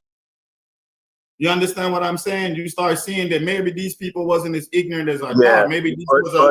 Maybe this was a decision made at a certain time under certain pressure. I see the earnest. I see that allows them to continue. You understand? You just start getting different ways to reason about the argument. Not necessarily have to agree with the argument. Anathema to Fetty's point, right? Do you believe that he sincerely reached this conclusion based on all of the evidence and what he studied, or because this is what I think Fetty is getting at? Do you believe that it's merely a rhetorical device that he created as a coping mechanism to psychologically massage Black people? You already know, man, it's the latter. You already know it's the latter, but then I'm trying to explain to you why it's still valuable. Because at the time he was writing, that was needed. You understand? But then I agree with that. I agree with that. That made people look at the Ifa different. That made people go into the Andikra different. You understand? That made them try and look for ways in which Black people was doing things different to preserve some type of order. And you know what I mean? You just didn't start looking at it as indigenous backward shit. You understand? Bushman activity in them some. You see me? Right. So I agree. Right. And I'm glad the conversation finally got whenever there. I explain the book to people, I try and tell them, like, look, man, this is one person's psychological presentation using historical accounts to explain why Africa is underdeveloped and did not decide to develop. Go and read this like a history study. Read this as why you should appreciate the structure of the mud hut, because there's science in that they probably didn't. They could have used to do other things, but because of what this book is saying, they decided, nah, we not do that. We just want to hold our maids. You understand? But then when you look at it, how can you mad at them sometime? Because all of this technology we want come with pollution and it come with fuckery. So maybe some people say, nah, man, better than that. You understand? From way back then, maybe some people say better than that. You feel me? Yeah, go ahead, Logic. You was about to say something. All right. Do what y'all do. I don't want to talk too much. Yeah, where you at? No, I was saying that that's one of the biggest things I find problematic, right? Is that we we understand that they were operating on a specific paradigm, right? And yet we use a lot of the terms that they use, not agreeing with their paradigm, and expect to arrive somewhere different. See, like that is what I say is be so problematic. And one Yeah, of the things that I 2025. feel I like see what makes the you're saying. conversation so circular, right? It's like the fact that we trying to like get away from their arguments while whole time like preserving some of their arguments, with some of us, that is a part of what makes it so difficult to unwind. Hey, when you're being political, when you're just using leadership, when you're using science, because we're using the same words, we can't separate those conversations because originally they were intertwined on purpose. But we need to separate them in order for us to have clarity on these arguments. How do we separate politics from history? How do we separate this from, what I'm saying? Like that's got to be a bigger part of our conversation, or we are just making the same mistake. I know but we do that logic. We always eventually get to this part of this point, right? Especially particularly dealing with those black scholars from that era. The conversation always ends up coming here. But I will say that while I will say that I'm ambivalent about the whole continental constitution thing, I'm not where anathema is or where you are or and Fetty are. I don't think that Chancellor Williams didn't believe what he was saying, and he was just using it as a device to psychologically like imbue us with confidence and stuff like that. And let me give you an example why I say I don't believe that's the case. Let's take, for example, Egypt, right? In the 25th dynasty, right? Consider that if we're saying that the Merowe niggas didn't have nothing to do with the pyramids and all the technological stuff that they did up there, right? In the 25th dynasty, somehow they were organized enough, disciplined enough, and all of that to come all the way from Merowe and Napata and subjugate everything from that southern region all the way up to the Mediterranean and all the way into West Asia, right? So that tells me that, and they're closer to those Nilotics and those people who we'd consider bush people and backwards and all of that stuff. So that shows me that there is something there that could substantiate his argument that it is when these Asian hordes continually pressing the blacks down southward and everything that came along with that disease and the food and all of that stuff. The reason why they didn't build in stone and all of that stuff was because and this was to kind of amend Anathema's point, right? It's not because they didn't want to they only built with the huts because the Asians were doing slave raids like that whole time, like chasing them down. So they had to branch off into little groups over here, little groups over here, little groups over here in little remote areas with little huts. So if they sense that these motherfuckers is coming, they could just abandon that shit and get up out of Dodge. You feel me? So I find plausibility there. I don't think it's just purely I'm trying to make the niggas cope and feel good. Haskell. No, Haskell. no, And a lot of these I arguments, get you. hold on. I'm saying that there's an element of politics in there, but whether you're acknowledging it or not, these are not statements made for historical accuracy. They're absolutely made in order to steer your thinking somewhere. Like somebody said that there's a narrative running here. Like let's not act like it ain't. Yeah, he's bringing his emotions into the lab, and you can give facts, but if you have a certain emotional standpoint on something and you go into the lab or anything with that emotional tug on you, like a Diop, won't Diop like a physicist or some shit like that? But it show if you got that belief and you go into something and your overall premise is rooting in some psychological shit, no matter how many facts you give, when a person goes back to your overall premise, they can pinpoint that it's faulty. I mean, No, see what I was trying to Yeah, ask. there may be some things too. I'm 1 second and asking about this. Hold on, let me add this to no, what Seagull one was second and saying, asking. what Haskell was saying. Goddamn, all right, go ahead. Say what you Hold gotta on, say. man. The person, I think, say Haskell is right. When he was writing that, he really believed that. He wasn't, you understand what we're doing. But we are X amount of years later, right? And we're looking back, and we can put that all with J.A. Rogers, with all of these other people, and see that no, he was in a time where this type of rhetoric was done for a certain effect, even if they believed it. You understand? Even if J.A. Rogers believed there was 5 black presidents, that you understand, and there's something there. All of this was done for a rhetorical purpose that we can now analyze. We can see the rhetoric and how it moved and what it did and what type of things you would be motivated to even researching at that time. Because you got to remember, Africa's just being decolonized. You understand? There's all type of things going on. You also have underdevelopment in the black community due to consistent oppression, to where people give up development and turn to drug selling and just commercial of their life, and they don't want to buy up no city block, nothing like that, because they feel the bank and the redlining and all of this are going to come and destroy whatever they try and do and devalue it. So you lose an incentive to develop. So he's in all of that. You understand? So we can look back and say, okay, rhetorically, this had a purpose, and this was in a certain, but what we know now historically and factually with the research capabilities we have now, his research was off. So it had to be for a certain rhetorical effect, whether you believed it or not. You understand me? I say? And you can't remove that purpose from the rhetoric. While you're using the rhetoric and trying to sanitize it, you can't forget where it actually is coming from. What, you know what I'm saying? What I guess the whole spirit of why he would say whatever he's saying. Yeah, the you know ideas. You would not say the right word, the ideas. Yeah, the ethos of the time. You can't detach that. Yeah, you can't detach that. You can't.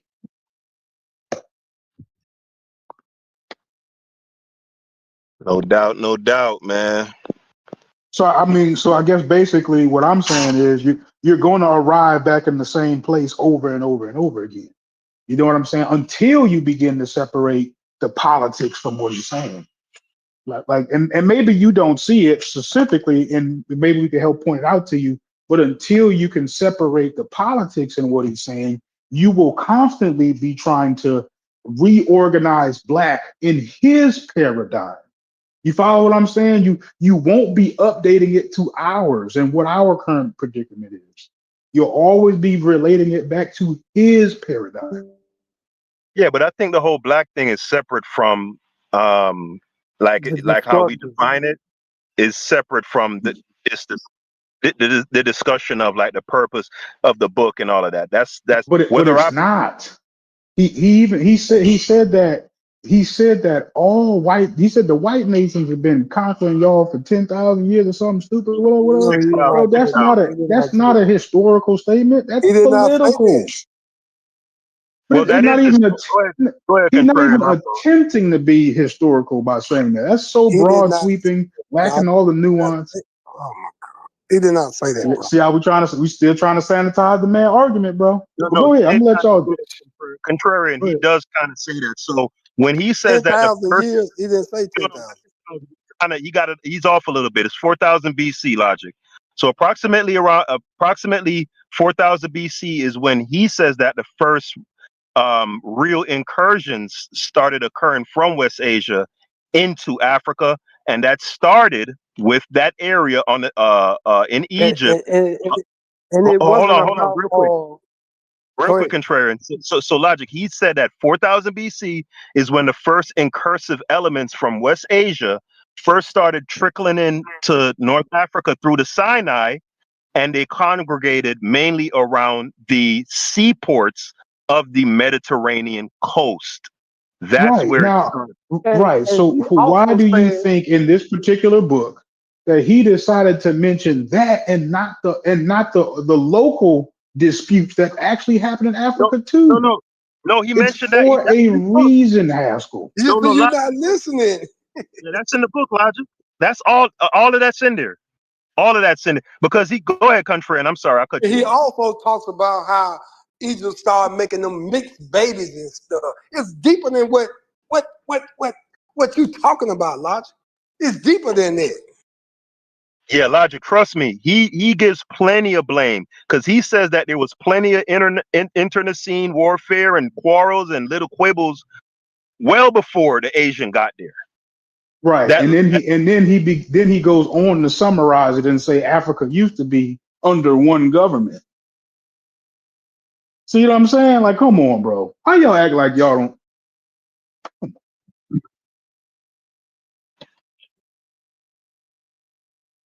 I'm definitely like it's not. I don't know. I feel like that's an easy one. How y'all don't see that in a statement like that you're trying to paint a picture.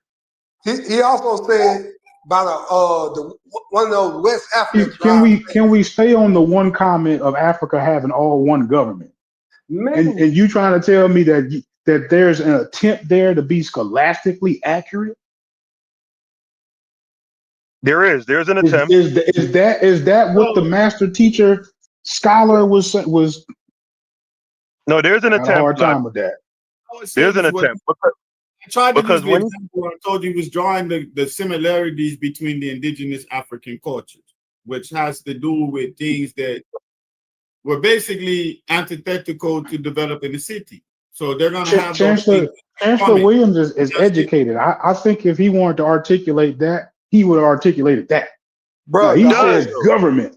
When he read it, the man said it was all under one government. That's what he said. That doesn't mean it wasn't internecine wars and quarrels. All right, so let me give an example, Logic, right? So when Narmer unified Egypt from the first cataract all the way up to just south of the Delta, right? Now you're familiar enough with Egyptian history to know about the intermediate periods, right? Now, what are the intermediate periods? The intermediate periods is a bunch of them city states and nomarchies and tribes and shit infighting. So at one point, when Narmer unified them, they were all under one government from the first to the sixth dynasty. And then at some point after that, the motherfucker said, "Man, I don't like how you doing that shit over there, nigga, fuck you, nigga, fuck you, nigga." The same thing we be doing on the panel, and then the next thing you know, that shit breaks down into a bunch of city states and chiefdoms from a once unified government. You get what I'm saying? So I do get what you're saying, but a person who's educated, I don't think that they are going to have trouble articulating what they mean, and really the reason why they say it. I feel like he explained it already. It's more about a narrative. Maybe you don't necessarily see it that way, right? Because I'm like, I can give you an analogy too. Like if I say all black people are the same, right? Am I saying that we all exist under one government? Or could I be saying two different things? You see what I'm saying? Like that doesn't take a rocket scientist to say that. You know what I'm saying? Like you can articulate what you mean. I wouldn't need you to break down what he means. He said it. Yeah, we're arguing about why he said it, but I mean, in the book, he starts to allude to. You know what I realized, Logic? Brother Mujasi really got a brilliant idea. Because I don't know. Definitely. Yeah. You know why? Because a lot of the times we have these discussions, we all are coming from different levels of information. So in particular with this book, some of us read it, some of us didn't, right? So what's brilliant about what Mujasi is doing is that these conversations are going to get more structure, because if everybody studies the same study material, right? So like for example, Logic, a lot of the things that you're asking about and it's in the book. Yeah, but he's making a lot of mistakes because he haven't read the material. Right. Like what? Like where's my big mistake? You jump into conclusions using your old arguments when he clearly laid out what he was saying. So we don't even have to go through or you know what I mean? Like we're rehashing your old arguments towards certain things when we have exactly what he said in the material, so we don't have to go down that road. That's what he. Yeah, I mean, and that's what I'm going off of. If I'm not mistaken, there was something in there that basically alluded to it alluded to a picture that he was trying to paint. Not it didn't like use the word politics necessarily, but I he remember answered mostly everything. But this the key right here.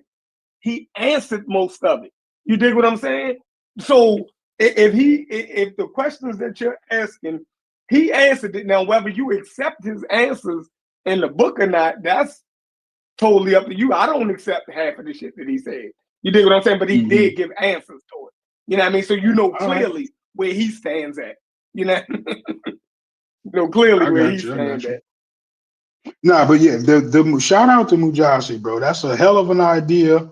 And honestly, like I'm anticipating that with the sharp minds with the sharp minds we got up in here, there's gonna be some fire conversation. Straight up. I'm gonna give y'all a secret they taught us in when I was in graduate school in literary, you know, studying literature and all of that. Don't ever read the preface or the introduction of the book. Go right to the first chapter and read it.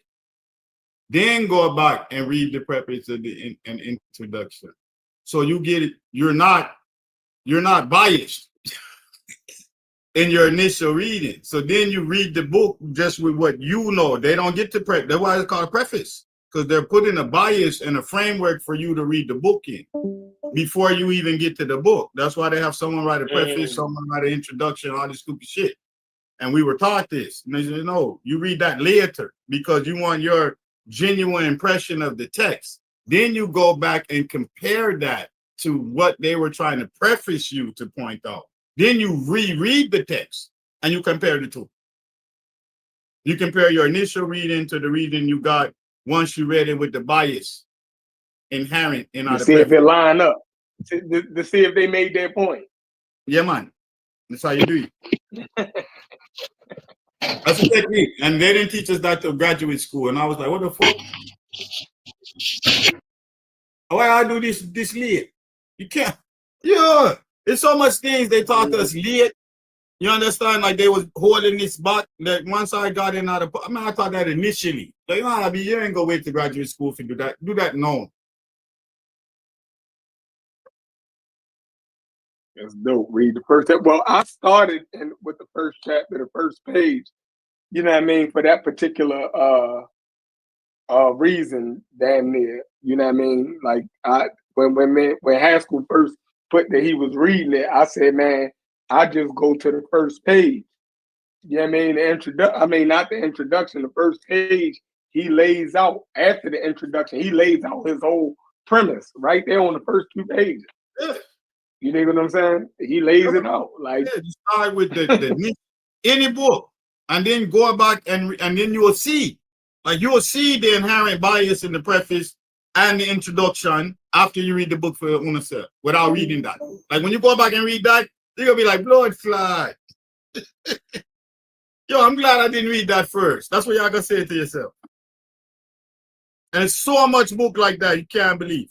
Because they want to control and direct your response as a reader. They don't want you to just have an initial inherent response, if you understand what I'm saying. Hey, shout out to Miss Moore. My high school teacher, told us that. Shout out to her. Yo, big up, man. One of the things I did come, especially when I started teaching Panzaics and all of that, was not to hold back what I learned. You understand? I can't die with it.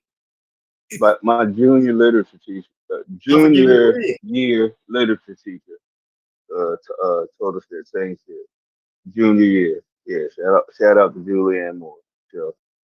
Oh, and Chef Ron, I want to big up, man, because you know, all of these years I've never been able to get that online. I only had it in hard copy.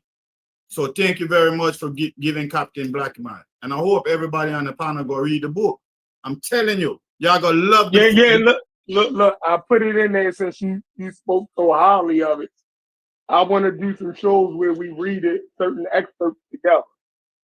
That's the whole reason. Every time somebody give me a book, I try to put it in the what's the name, and whoever suggested it can lead us in the group study on certain chapters. Like that's why, you know what I mean, we have that whole section right there.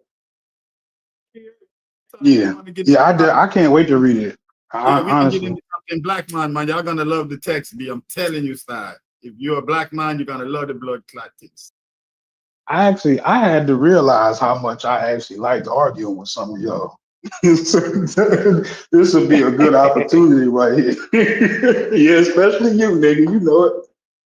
Well, I can't, so I can't wait for it to be a better, like you said, a better structured argument. I'm gonna get through the pages with everybody. Yeah, that's gonna be fun for sure. Yeah, man, I suggest y'all read the Captain Black Man. Read it with one of your son them or your nephew, but make sure they're like 16 or up. Don't read it with no young man, because y'all go corrupt the brain. Chef, my favorite nigga to argue with, and Corey, my favorite person to correct. That's growing on me, all right, for real. Anima, I can't pronounce the name. Rasta. Yeah, Rasta to me. I can't pronounce the wrong word. You know what I mean, man? Jesus Christ is anathema.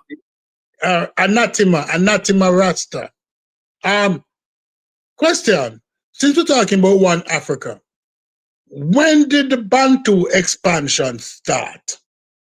And did these Bantu people share the same cultural affinity as they progressed throughout all of Southern Africa from the Sahara? Couldn't that be a reason why he would say that Africa have one governing style? Because those people severely affected Africa culturally, the Bantu.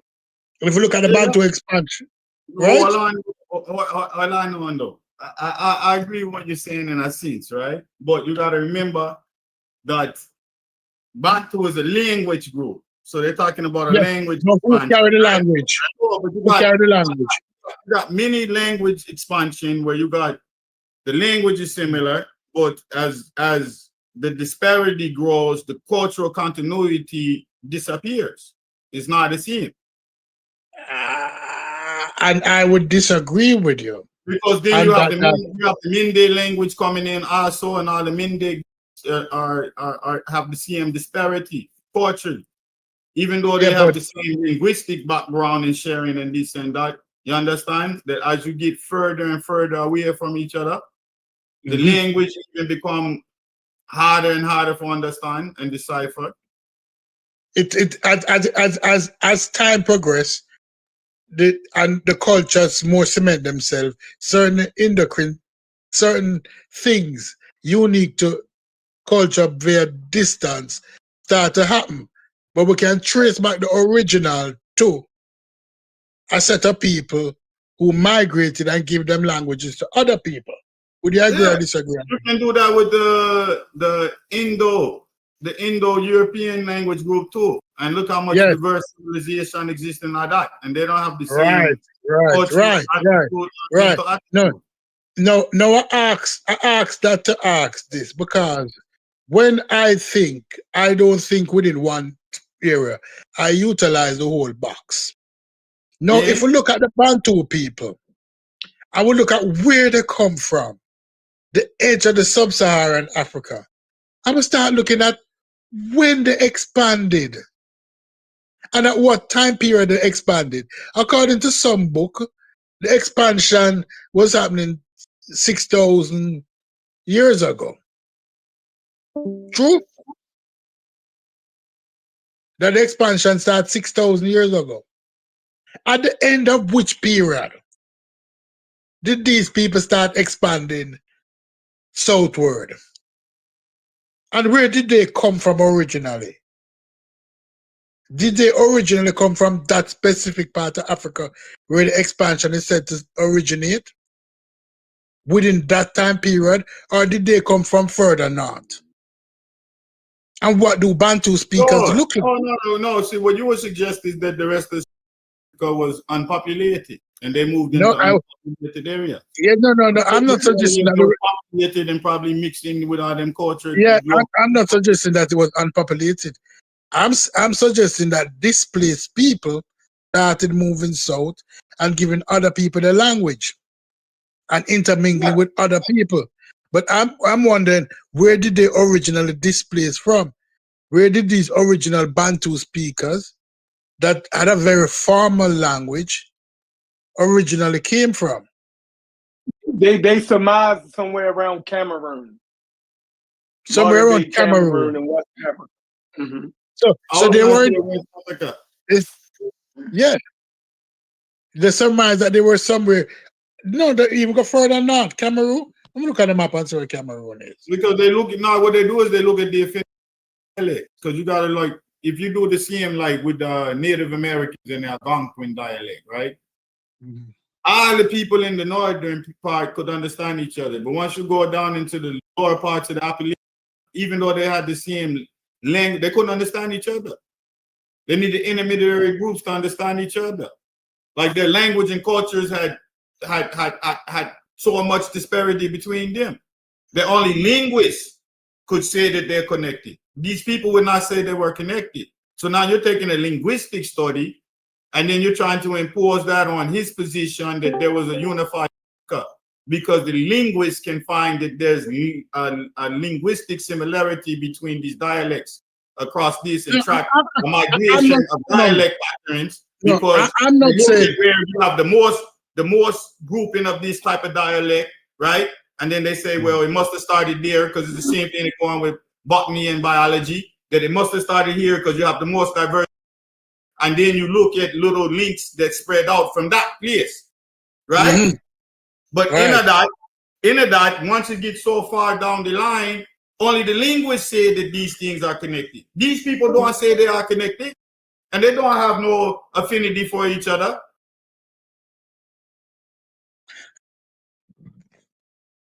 All right.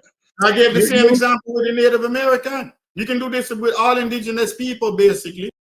Yeah, because you can do it with the Native Americans because most of the languages have similarity in them, coming from the Aztecs going all the way down to the Brazilians.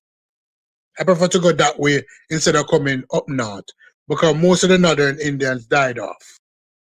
Because the North American Indians were more diverse 500 years ago. No. See, once again, school peas. Look what you did. You went from Aztec to Mayan. I didn't even do that. I stayed in one region of the United States and saw the disparity, which is not as big as Africa. Only use the Algonquin dialect. Only use the Algonquin dialect. Yeah, which is I was expanding.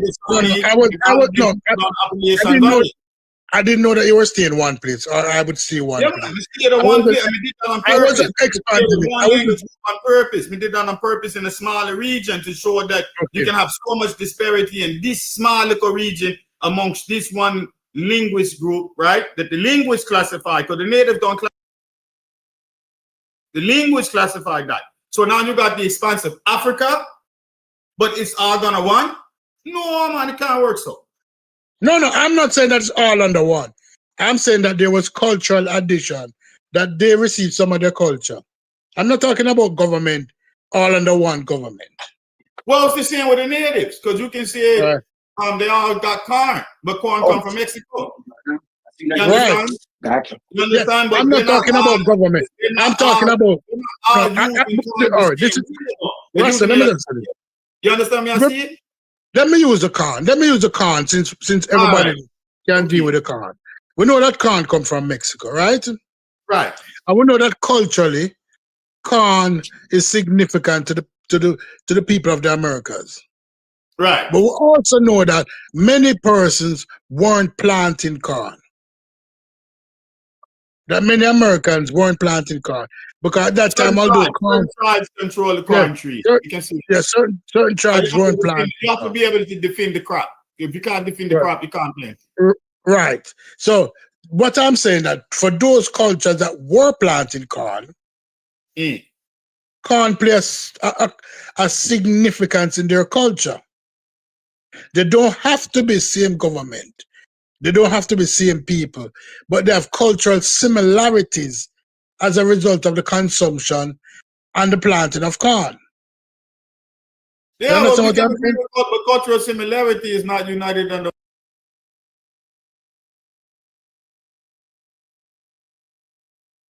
That's how the linguists are able to even see it, that do the linguistic study to cultural continuity, which is good. That's okay, but that doesn't mean that you have one governmental status. No, I am not saying that. No, that would be quite a reach. That would be a significant reach to make to address it with government. I'm not talking about government now, and I'm not talking about, but the similarities, although you cannot say is one direct people, but they have so much similarity to each other as a result of having cultural of similar culture. Right? Because if we look at the Caribbean, we have similar culture with Trinidad, with Tobago, with St. Vincent, with St. Kitts, with Guyana, with Suriname. But are we one people? No, but we're culture only in the similar. context of Caribbean people, but not in the context of a nation and culture like that. But right. There is a general Caribbean culture, we give you that. But generally, we can interrelate with each other because we have a similar culture. Right? Yeah, I agree with that. But that's not saying that we're all under the sea. Remember, we're arguing about the text, though. This all go back to what he said in the text. Yeah. So remember, his claim in the text was he could find a governmental unity, a constitution. No, I'm clarifying. I'm overstepping. I believe that he overstepping bound when he made that statement. Okay. But all right, then we agree. No, we're not disagreeing. I was asking you to learn something because your knowledge on this topic is stronger. So therefore, I was just asking you because you're a thinking man. What's your opinion? If the culture, I understand. We get it now. If the language, because they share a similar language, if it couldn't affect that they share a similar culture. It don't necessarily. I would see that in the fact that the linguist could trace that goes into cultural continuity. So in that they're gonna find, because certain words they're gonna find have cultural significance. That's why the term survive or the language structure is survive. You understand? Right. Yeah. So right. So although it wasn't as formalized as a government, they had some cultural similarity. Yeah, man. Everybody can see that. Like I said, that was the initial example when I said, if you just look at indigenous culture in general, you can find similarity amongst the whole of them. Whether you look at somebody in Papua New Guinea, somebody in Africa, and compare somebody in Polynesia, I already said Papua New Guinea, that's Polynesia, but somebody in America, a Taino or something like that, and you look at them just as indigenous people, you're going to be able to draw a juxtaposition where you find similarities and contrasts. And you're going to find more similarities probably, because the indigenous people, they're living off the land, they're taking advantage of what's natural and this and that. So in that aspect, you're going to find a whole lot of similarity. All right. The way you no, similar. They're going to probably use some type of clay pot or some type of hot rock or cooking on the ground. Yeah, but Rasta, let me ask you this question. Could it be that you find cultural similarity among primitive people because all primitive people can trace back the source to one group of people or to a group of people who first migrated from out of Africa? That's why how the people in the Americas will do things similar to the people in Papua New Guinea because the source is the same. Well, I thought about that before, and how I thought about it is that I think the mind is a problem-solving thing, right? That's what the mind do. It look for patterns, and they use these patterns for problem solve. But and couldn't these problems? All of the mind, like most people are going to be inundated with the same problem in nature, right? Yeah, so, yeah. But think about it. I'm just being honest, man. I'm just saying, I could be some group of wild people over here, so right, and a lightning strike, right? Let's say some lightning strike and some fire burn, and some animal burn off, and a starve me a starve. So then me go in and me just see the animal burn off. Me like, yo, and me like, yo, this still good. I burn it burn, but you know, we can still eat this. and somehow me get a little stronger, and then from that, me see a little piece of the fire still a burn, and me say, wait a minute, you know, let me get this little thing up on and see what I go on with this. And me start work with fire, and anybody can do that. You understand me? I say once the idea comes, that's how the mind of work. So but you question, nobody need to teach you that for you for like. Yeah, but the question I ask and have a inspiration to do something. But then maybe that one inspiration now the other people them see say, yo, them man there cooks for them food. You know, say we need to figure out how that is done. You understand? Let me ask you this question. Do you believe that when the people were first migrating out of Africa, they already had acquired skills? I don't think you leave without acquiring skill. Like in the process of leaving, you're going to acquire skill. You understand? Because people are going to die. People are going to slip on the road. A snake are going to bite this. You have to learn as you find is a pattern. It's a pattern recognition machine type thing. It understands pattern. And it's always learning. So yes, they had some skill. You have to have some walking skill. You have to have some type of navigation sense. You understand? You're not just wandering. You might say you're traveling and follow the animal them to the next lake and them something there. But in that, you learn something about the animal. No, you learn something about the Yeah, Rasta, I'm not denying the fact that you're going to learn unique things to your environment. But most primitive people can trace back the original skills to before they left out of Africa. They have additional skills that they learn that might be geographic to their specific area or to their specific trend, right? Because when people talk about agriculture, when they say the African go in Europe and the Neanderthal teach them to eat shellfish, because they never know nothing about that at them time there. Right, that's a new skill they acquire. You're not taking that. Where them and they're sharing the key of them with the Neanderthal and them, they find pure shellfish and this and that, but they don't find them in the cave of the Homo.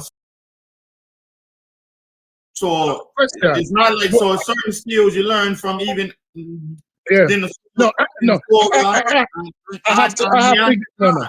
have honored the skill. All right, I have to give Bobby Banger this because we had this conversation before.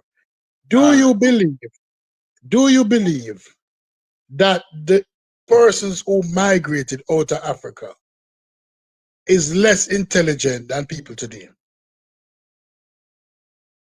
What do you mean? I don't understand the question. Intelligence has nothing to do with knowledge. I would say they're responding to their environment at the. Yes, that's a question I'm asking. I would be ignorant, so they have to be more intelligent. No, I would agree with Bobby Banger on this, that they're just as intelligent today as they were capacity-wise. Years ago. Yeah, that's why I said if I went back there, they would be more intelligent than me because they are intelligent people. That's what we're saying. Right. No, they had the same capacity, but they didn't have the same body of information. When they moved out of Africa, they acquired new information. So they were, you know what I mean, intelligence, intel.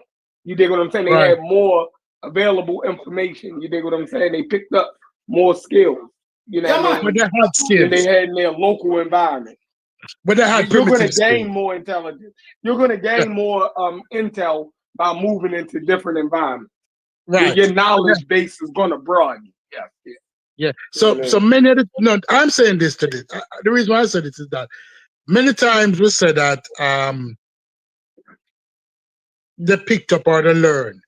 But I am saying that primitive people have similarities because they come from the same source. And they left with skills. Now they improved on the skills as they move into different environments. But they didn't leave out of Africa without the capability to survive. So therefore, they're going to solve similar problems similarly because of the initial skills that they had when they left out originally. So it's where you start from. So if you start from 1 + 1 = 2, that's your foundation. So your foundation is always 2. You No, might end up because somewhere where you end up in. yeah, bottleneck periods, those stupids, where whole populations get bottleneck in a one area, and them have to acquire new skills and redevelop things. And Yeah.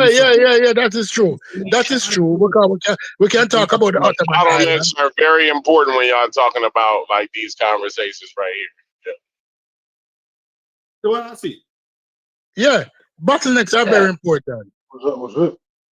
Yeah, but I was just thinking on primitive people and how they solve it, how the problem solve.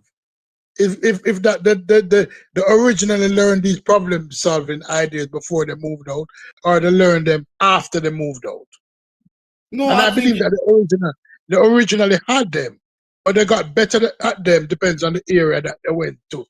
What may I say, man, is that the brain is a pattern recognition machine, right? You can see a pile of junk, right? Even in a pile of junk, y'all go start make a pattern. You see, oh, that thing is two whatever from that cup right there. So you understand? If you go to a wild field that don't have no pattern, your mind is gonna say, all right, that tree right there is 4 trees from this tree. And if we go down that way, the next tree is 6 trees. But there is no 4, 5, 6. Your mind is doing this for create the pattern because it take wildness. It can't take that. And so that's what you do. That's how you learn fatigue. That what you did on the road. And you would develop a pattern. You take the less grade. Because you understand that if you take the less grade, you're using less energy. So you don't need to look for as much berry and then food. You see me? Hey, Brass, remember we was having a conversation about is math fundamental, or you know what I mean, do human beings make it up? You hear what he was just saying about pattern making and things. We create math and we place that grid over the universe so we can understand it. Exactly. You feel me? Like that's what I was trying to explain to you, Brad. If you still there. You know what I mean? We had a big argument about that. You know? We had a big argument about that. Rasta, you just a throw wood in the fire for them to like the Jamaicans, you know. Because we're worldly. That's how I go, man. You're study where I study around here. Too goddamn worldly. Y'all too goddamn worldly. No, but this is how we're conversation back home. This is how what me and Rasta is doing is reasoning. We're reasoning with each other. We call it reasoning. You know, say when I argue, you know, pussy or talking him some. Him ask me question and I respond. Yeah. And then me rebut. This is what we do. This is how we learn. We sit down and reason with each other.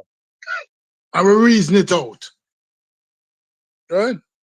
Yeah, man. And nobody don't try to throw in a big word for dismiss anybody intelligence. Yeah, no, we don't do that. There's no reason for God jargon and them something there. We're having a general conversation. Yeah.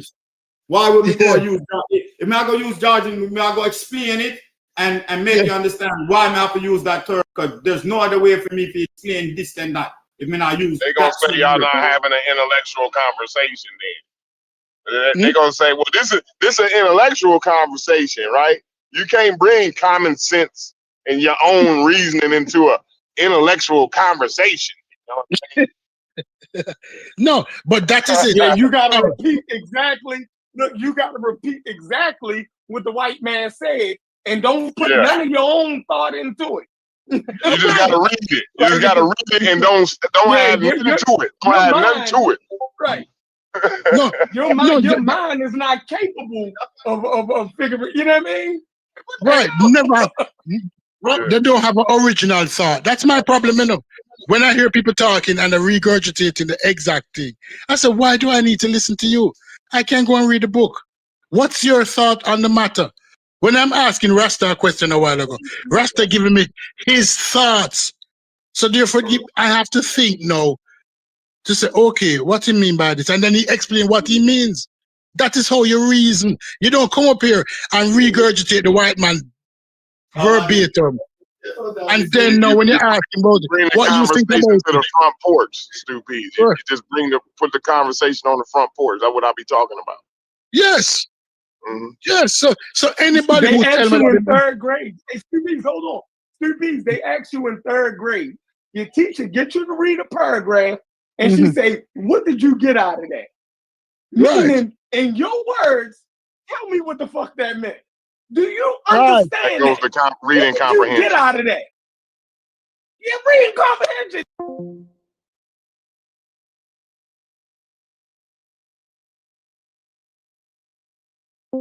Right? Yeah. And then act like you're more intelligent than other people. No, I don't play that game. That's how you be. That's why we be confused on what people saying. So we get to arguing, and then once we get halfway down the river in the argument, then it's like, oh no, that ain't what I was saying. You know what I'm saying? So it just be wild, man. So yeah. Yeah. Because we come in this room to learn from each other. To say when you face with a problem, how you think it out. What do you think is the next step? Not come in this room to regurgitate everything that we read. And you want a diverse way to do the problem solving, right? So I may have solved the problem one way, but I talked to Stu Pease for a while and I realized, wow, maybe I ought to use this technique to solve these issues. You know what I'm saying? So yeah, definitely. I don't think we really coming in these rooms, Pauls, to learn from each other. We're coming in here. Some of us are friends, but we're coming in here to hear different points of view on different subjects. Yeah. The issue is and I think that is the issue, Stupies, is when niggas come in here thinking they teaching, or niggas coming in here acting as if like their worldview is somehow better than another person's worldview, and then that's the disrespect. None of this shit is teaching or education. None of it. It's all your perspective, what a little piece of something maybe you didn't know or I didn't know, and this, that, and the other. When y'all coming in here looking for education and you get the shit slapped out you with anger and all of this other shit, then it turns into something else. Stupies, don't come in this motherfucker to learn. But trust me, bro. Just do me that favor. This should have become so much easier for you because you could just listen to niggas' worldview and decide if them niggas still being breastfed at 38, 40 years old, or if they got some sense of their own. Most niggas in here can't regurgitate. You're saying regurgitate other people's shit. Which one of these channels ain't doing that? It ain't no motherfucking. They go get the conversations you looking for, Stupies, is motherfucking when they go get the experts that actually could teach you something and maybe did bring something to the field. Everybody in here is just repeating stuff. So don't be disappointed that pound cake tastes like pound cake. It's pound cake. You my nigga. No, Brash. As I told you last time I was up on the show, I did tell you, man, in defense of Stu Pease, the one thing we can't take is dunce and just outright idiocy, right? It just enrages me because you don't know what we had to do to get smart. You understand?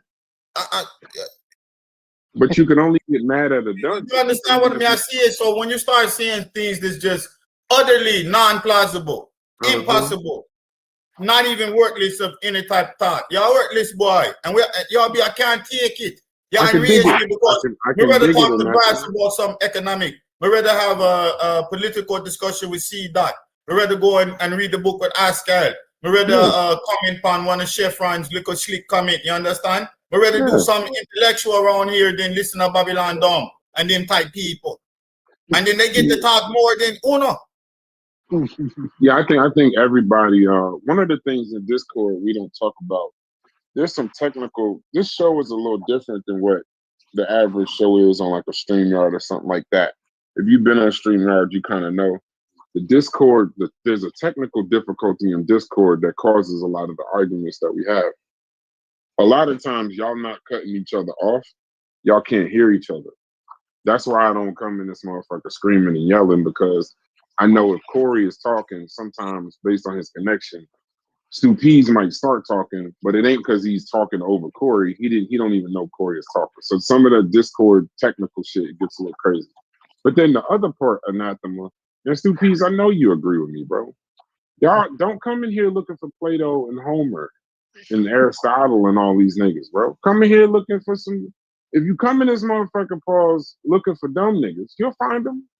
If you come in here for weird perspectives and strange perspectives and motherfuckers that was thinking of some shit while they was smoking weed at their baby mama house and shit, sometimes you'll get that kind of shit too. It's when you come in here looking for Plato and then you hear a nigga like Babylon Dunn or Indigenous Black Man, some shit like that. When you hear them niggas, but you thinking something else, that's when you get infuriated. But I don't get upset with that. That's why I like to hear a motherfucker out. Like Babylon Dunn, that was him the other day, right? I didn't have no issue with what Babylon Dunn was talking about with the IQ test until that nigga told me he was a mathematician, a linguist, and damn near astronaut. At that point, was it an M on the end of that? Was it an M on the end of that? I swear I was hearing an M on the end of that. I'm a construction worker, so my hearing is fucked up. So I might be wrong, Brad, but I swear. Yeah, no, I like that one. Babylon Dumb. The nigga started off the conversation at Anathema telling us that he was a mathematician and a linguist. I didn't need to hear nothing else. I can't even get mad at a grown man that say some shit like that. So if that's what he is, then cool, bro. Wherever he is, that's what he is. But when he's in here, he's Babylon Dumb. I just started believing niggas. I started believing niggas, right? So when you tell me you got a degree from the school of Japan, I just believe. Nah, it's Tokyo. Y'all keep fucking that shit up, bro. It's Tokyo. Y'all keep fucking that shit up. The nigga said, I'm not gonna let y'all fuck it up. He got his, and it ain't a degree. It's not a degree. If you tell me you got a certificate in the Big Bang, Brad, it's a certificate. If you tell me you got a certificate in the Big Bang, I'm just gonna believe you. What can I do but believe you? You sat with a team of thesis writers, right? You had 3 graduate professors reviewing your thesis and constantly sending your shit back to you. Fix this up, or this has already been done. This stated over here. This is not an original idea. And you go through this process for a whole year before you even get a reading. You understand?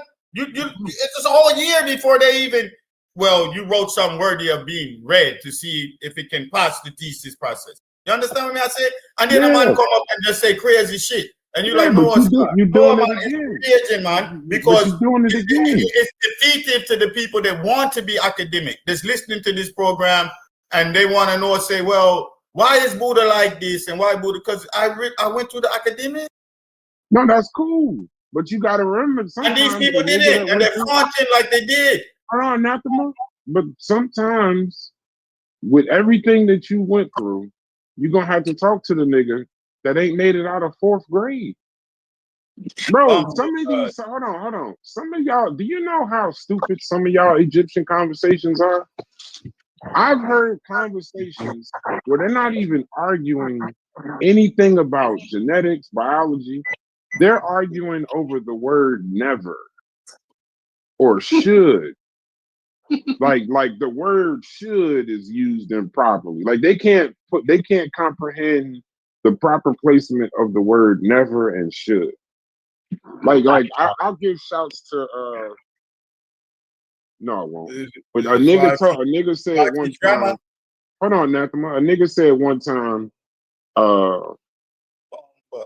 when you start these conversations, Anathema, some of this shit you got to start with 3rd grade, 4th grade geography first. We got to make sure everybody knows that.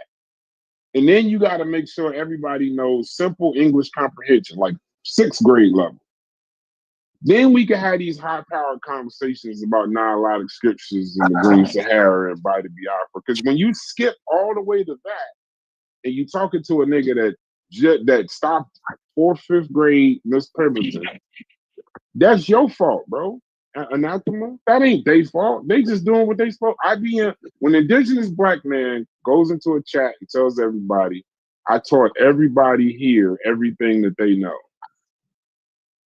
He doing what he's supposed to do, bro. He's not wrong. He doing what he's supposed to do. You the fool for engaging with him. Me, I'm the idiot for engaging with the soldier boy nigga. So just stop expecting so much. Stu Peas, I heard the whole thing that went down with y'all earlier. You ain't got to get upset every inflection because them man there, they have power. Because if you don't stand up to them, right, they will go on other panels and be like, yo, I defeated the intellectual. And none of them panels, they say he can't argue teachers and this and that. And I'm here to tell you, Anathema, none of those panels matter. No, it does matter.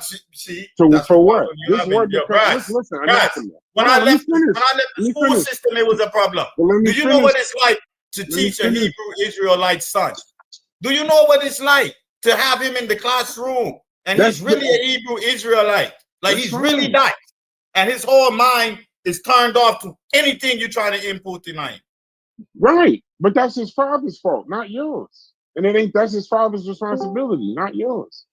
See, like, hold on, Anathema, real quick. The conscious community, because I know say the way him think he's not going to perform. I know, but it's still his father's fault. That ain't your fault, and it ain't your responsibility. Like the reason why as an educator, though, that's what as an educator. Listen, you can only teach. Listen, you know what COVID taught? You know what COVID taught me about parents? I work with children too. You know what COVID taught me about parents? Most of these niggas' parents don't give a fuck about their kids at all. And they look at school not as even a place for them to be educated. It's a place for their kids to go for 8 hours. Because when them little motherfuckers had to stay home and they couldn't leave and go out into the world and this, that, and the other, and their parents had to actually deal with them all day, had to work with them on school work all day. They had to actually deal with their children. Most motherfuckers don't even love their kids, bro. I'm being real with you. This is a real conversation. So fuck all the fluff. Let's have a real conversation. Most motherfuckers don't even like their kids.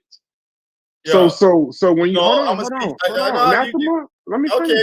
Go on, Bryce. Your show. No, it ain't my show. Just let me finish my statement. And then you can talk. This is a discourse. I just want to finish this sentence. So my point to you when I say these, he ain't lying because mine get on my goddamn nerves. Yeah, when these other panels, when you say what matters in these other panels, and Anathema, I'm doing this as a term of endearment towards you. Your level of education cannot be dictated or bothered by a community that ain't even real. This shit ain't real. This is a bunch of niggas on YouTube talking shit. Like they get mad at us because they're like, oh, you just giving your opinion, where the sources, where this, and this. I understand that we're just talking. That if I really wanted to learn all of this shit, I go to school for it. So don't ever in your mind think that Babylon Dumb could say something that would somehow make you seem less than on a panel that don't even exist. It's just people talking.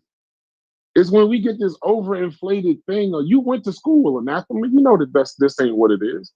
And by the people talking to you, you already know that the majority of the people talking to you don't know what the fuck they talking about. So don't worry about the opinion of a person like that. And I understand you can have a heartfelt, I'm gonna land my plane. I can understand that you have a heartfelt feeling towards making sure that this child gets educated, right? No matter what his father is, or no matter what his father believes. But at the end of the day, you and your job is to teach that kid. And then next year is to teach another one, and the year after that, teach another one. Whatever's gonna happen to that child, I got educators in my family. I understand why y'all get close to him. But if his father's a Hebrew Israelite, it ain't nothing you could do about it. You could tell him everything wrong with it. That's his father. You want him to go against his father? That's his lot in life. That's what he got to deal with. So I land my point. No, man, I appreciate that, man. But what I was trying to express is I don't even really have to come back for that because you're right. You understand? And it's not that we take it personal like that. It's that this information does get disseminated, right? Mm-hmm. It goes out in our community. And if there's nobody to counteract it, then more people aggregate, they aggregate to it. They just come around it and it spreads. Mm-hmm. And so if we don't stand up to it, right? we have to stand up and put opposition to it, because we haven't seen it spread the pseudo and you haven't seen it affect the youth. Then I don't know what youth you're dealing with. Right. No, it has. Because the ignorant youth are affected by this. They go on TikTok and they learn these things. You understand? They pick up this crazy rhetoric and they become enraged. This is why I have this theory about the rhetoric of rage. That a lot of the conversations that we have about history, our position in society are based and create a sense of rage. And I've never seen anything of rage produce something valuable. I'm right there with you, Anathema. I definitely believe it's rage bait. 100%. And I'm trying to figure out the way to have these conversations without this hyper focus on being enraged by what happened to Black people, rather than just understanding what happened to Black people. And I don't know how to, because it's a nuance, because a lot of times some of the things are so horrific that you want to be enraged, just naturally as just a human being. You understand? But you know that rage is not healthy for your heart. It's not healthy for your mindset. It's not even healthy for the way you want to plan. Yeah, it fucks your worldview up too. You understand what I mean? So it's a difficult, it's a balance you have to work on, you understand? Because certain people, you need the rage to inspire them. But when do you turn it off? When do you turn it off and you just focus on what's intellectual? And see, in my feeling, the pseudoism focus on the rage, and it just keep compounding the rage. All the pseudo thought go back to some rage in our Black people that is unhealthy. So that's a logic. And so that's why the minute I see it, I don't want to say that trigger thing, but more on counteraction. That's Jamaican term, pure counteraction. So you see that counteraction. Oh, me don't like that plate. My counteraction for that. You see me?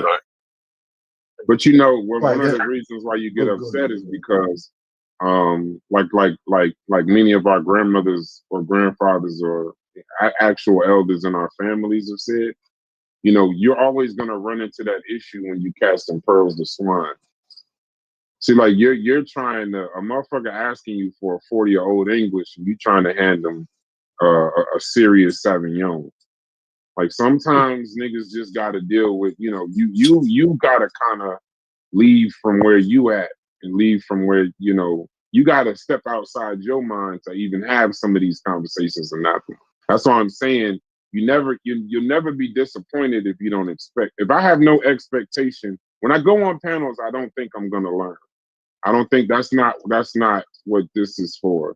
You know what I'm saying? Like, I know when you go to school, you realize you learn at school. And then if a nigga's talking, he might put his little spin on it or this, that, and the other. But even if they reading it, I've heard the same nigga say one thing and then say some off the wall shit another way. And so it's like, which one is true? So my only point to you, Anathema, just to save your spirit in a way, or just to save your brain cells in a way. And you too, Stupees, just don't come in here looking for education, bro. Don't go nowhere on YouTube looking for education. Go to a book to learn something. Go to school if you want to pick up a trade, or if you want to really learn about Egyptology. Fucking, there's courses. There's free courses on that shit. But if you go to a motherfucker's channel, hold on, real quick. I'm gonna let my plane. The majority of the shows that get the most views, and you know this, I'm gonna tell you both something that y'all both know. When motherfuckers is really just focused on the information, it'd be like 6 niggas watching. If a motherfucker's focused on the information, but motherfuckers start talking about your mother this or naming this, that, and the third, it'd be 200 niggas in there. So no, they're not. So this is not a, I can just look at the actions, not what nigga tell me. Because I know right now everybody gonna tell me, well, I learned so much, da-da-da. Yeah, but the shows where you actually learn, you don't watch. I don't really fuck with Joey, but if you go to Joey Francis's channel, the Solomonic TV shit, all his shit is all like sources. He reading from the Metal Netter and all these documents. His whole fucking channel is all of that. And he has problems getting 2 or 3 people to watch. I don't watch it because I'm not interested, but all these other people was interested, but they don't watch him. Go watch Solomonic TV if you're looking for information. But if you're looking for that Maury Povich, Jerry Springer, Egyptology, that's what everybody else is doing, bro. It's the arguing, bro. Every single show that got the most views, it was some kind of motherfucking personal, I'm gonna kill you, pull up, some kind of weird ass shit. So this probably ain't the lane where I'm looking for. That's why I'm not trying to knock you stupids on my plane. But when you said you come in here to have education, you always gonna be mad, bro. On any panel. Because that's just not what's going on. Yo, hold on. Let me get this out, because Bryce, let me show you this. So I did tell you last time, don't let the pseudo them destroy your channel. Because like you said, all of that go on the panel, and we go over there for the turn up. Every now and then you're gonna need a turn up over here, and we're gonna burn them up and run them off or whatever. You see me? But what you really have for us is that it's the intellectual, like what you just said right now, right?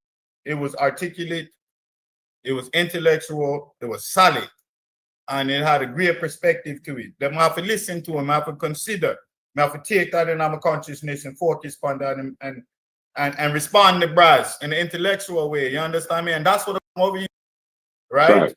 Because the learning thing is you have to know when to be differential, right?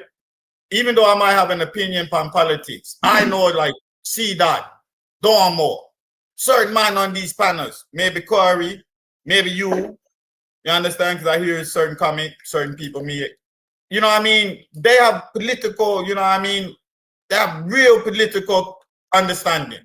You understand? They researching all the little different black mayors and different black this and that in politics. They know who's in Congress, people I don't know, and all of this and that. Right. You understand? So me know when for differential, right? Right. My thing is, I teach literature, composition, and rhetoric. I read a lot of fucking books, a lot of fiction, a lot of non-fiction, every genre. I understand language construction and them thing there. And also have a perspective about certain thing, right? But when it comes to my expertise, I'm going to enter that in the conversation with the expertise that I think I've earned. That people will say, wait a minute, we know say Buddha taught literature for a long while. Every now and then, you know, he might make a mistake, but when him have a comment about something about the sentence, something about the way it constructs, I go be differential and give him his more.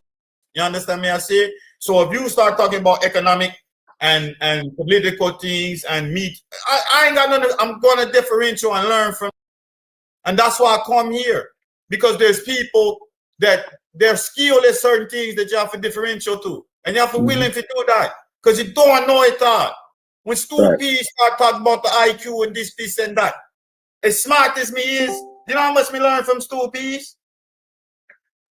Me don't agree with everything Stu P's see sometimes, you understand? You understand me? I see it? But me still can differentiate the Stu P's in certain situations. It's part of the reasoning. You have to know when to differentiate, like, no, the man know that better. So why can't I humble on myself? And the whole of Uno. You see me? Why? Why is that? Why I can't come to the panel, right? Even if Chevron want to do a whole perspective of the history of black barbitry and the significance of it, even though True Story and did a little bit. Let's say Chevron want to do a whole big thing of that as a barb. Man, I'm gonna see different. I don't know nothing about what Chevron, aside from what True Story and what we study about barbitry and history. But the man, they are barbers, so we want to hear the barber perspective on all of this. You understand? Because you're going to have a different insight, because you're a barber. So why can't you come to the panel and expect intellectualism from the people that you haven't listened to for a while, and you understand them field and them thing, and you rate what they might do? Because my argument would be, I love to go a True Story and show. But it wouldn't be expected from everyone. No, it's just that when that's what I'm saying. The man can't get in the blind. You understand? But that's what I'm saying. No, but that's what I'm saying. Just don't expect it from everybody. And then also remember, the people that you named too, the Stu P's know this. Because me and Stu P's, we got off on the wrong foot the first time we talked. But then we developed, I I didn't realize he was more intellectual than the first time I heard him. You know what I developed for him? A respect. Me and Fetty got off on the wrong foot when me and him first started talking. We don't get off on that wrong foot anymore because I didn't realize he was smarter. I just decided, yeah, that's a man of respect. I'm gonna respect him. So even when I don't disagree, that's really the issue, Anathema. Me and Stu Peace argue still. We was arguing yesterday. But I respect the man, right? Me and Fetty argue all the time. I respect the man. If you don't respect the other person, you can't talk to him. Even if you think they're the smartest motherfucker on earth, you can't talk to them. Some of these people to be on these shows, I had respect for you, but any respect I had is gone. Right? And the reason why it's gone is not because you did something, it's because it's something maybe I didn't see. You didn't do nothing different. That's the weirdest shit. Most of the people that I don't have respect for in this particular place, whatever this is, it ain't because they did something new to make me not disrespect them. I opened my motherfucking eyes and just realized what they was doing the whole time was not worth respect. So it's not, so you just gotta stop, not you, I'm only going to tell you that you're grown. You don't have to do any goddamn thing. But in my opinion, going on a panel when there's 17 people on the panel and thinking all 17, when the number is trying to be respectful, some of these niggas come in here to argue, bro. I've seen that shit happen so many times. Niggas' baby mama told them to wake up too early this morning, take the kids to school. Motherfucking the Walmart told them that they didn't get employee of the month. Whatever the fuck they got going on in their personal life, they come into this motherfucker and think they just about to dump that shit on you, right? And that's why they baby mama probably just be punching them in the face every time they come home, and wild ass shit just flying off on them, something like that. And then they come in and let all that shit go on you. All these interactions ain't real because the place ain't real. So you listen to Stu Peas, you listen to Corey, you listen to Chef, not just because they intelligent, it's because you got respect for them. That's something separate from intelligence. The reason why you immediately cut off Babylon Dumb and motherfucking immediately told him he didn't know what the fuck he was talking about and couldn't stop telling the motherfucker he didn't know what he's talking about, because you really don't got respect for him, whether you're an astronaut, a mathematician, a linguist or not. You don't respect them. Yeah, that's a great point. I want to say it while Fetty in here. He might not realize it, but that's the only reason why the nigga's still in here. Well, there's two reasons. I mean, yes, we still respect him, and I like arguing with the nigga. That's just that simple. But if we didn't respect him, he'd be out for sure. Well, it's not that I don't respect Babylon Dan. I try and defend Babylon Dan in the chat. He never respond to me because I don't respect his information. It has nothing to do with him as a person, You don't know. Well, we only know his thumbnail. So I'm gonna say you don't respect his thumbnail. You may not know the person, but you don't respect the way him listen, I got the recording about grammar, and he refused to respond. I know. That's why. And when he tried to respond, he was completely wrong. And y'all know this. Yeah. And then the reason why I didn't say nothing different. I just kept telling him like, yo, listen me now. Just respond to my point about grammar. Those are two grammatical statements, and I'm breaking down the grammatical statements. They're not mathematical statements. Mathematics is a sentence too, but it's written in math. So when you write a math sentence, right, things is different. But in this type of problem, the way the language was structured, this type of problem required you to do math, but it wasn't necessarily a math question. It was a logic question. Mm-hmm. And he didn't understand that because the way the language was written required you to use a certain level of understanding grammar and not just converting a word problem into a mathematical problem. You had to really understand the syntax first. So that's why I focused on the grammar, right? And he never responded to that. So that's why I cut him. Because I said, yo, you can't come in here and say, I'm this, and that. And I'm talking about two things that I teach in 4th and 5th grade grammar. Any of my 4th and 5th grade grammar student would have understood exactly what that thing said and what those two things I pointed out as far as the phrases were and how it implied to them interpreting the sentence so they could do exactly what was required of them by the statement. Otherwise, they would do something incorrect. And what he was presenting was based on that Terrence Howard shit, that deviating from standard language, standard mathematics, and so the shit. How am I gonna allow that? When I know he can't defeat what me say.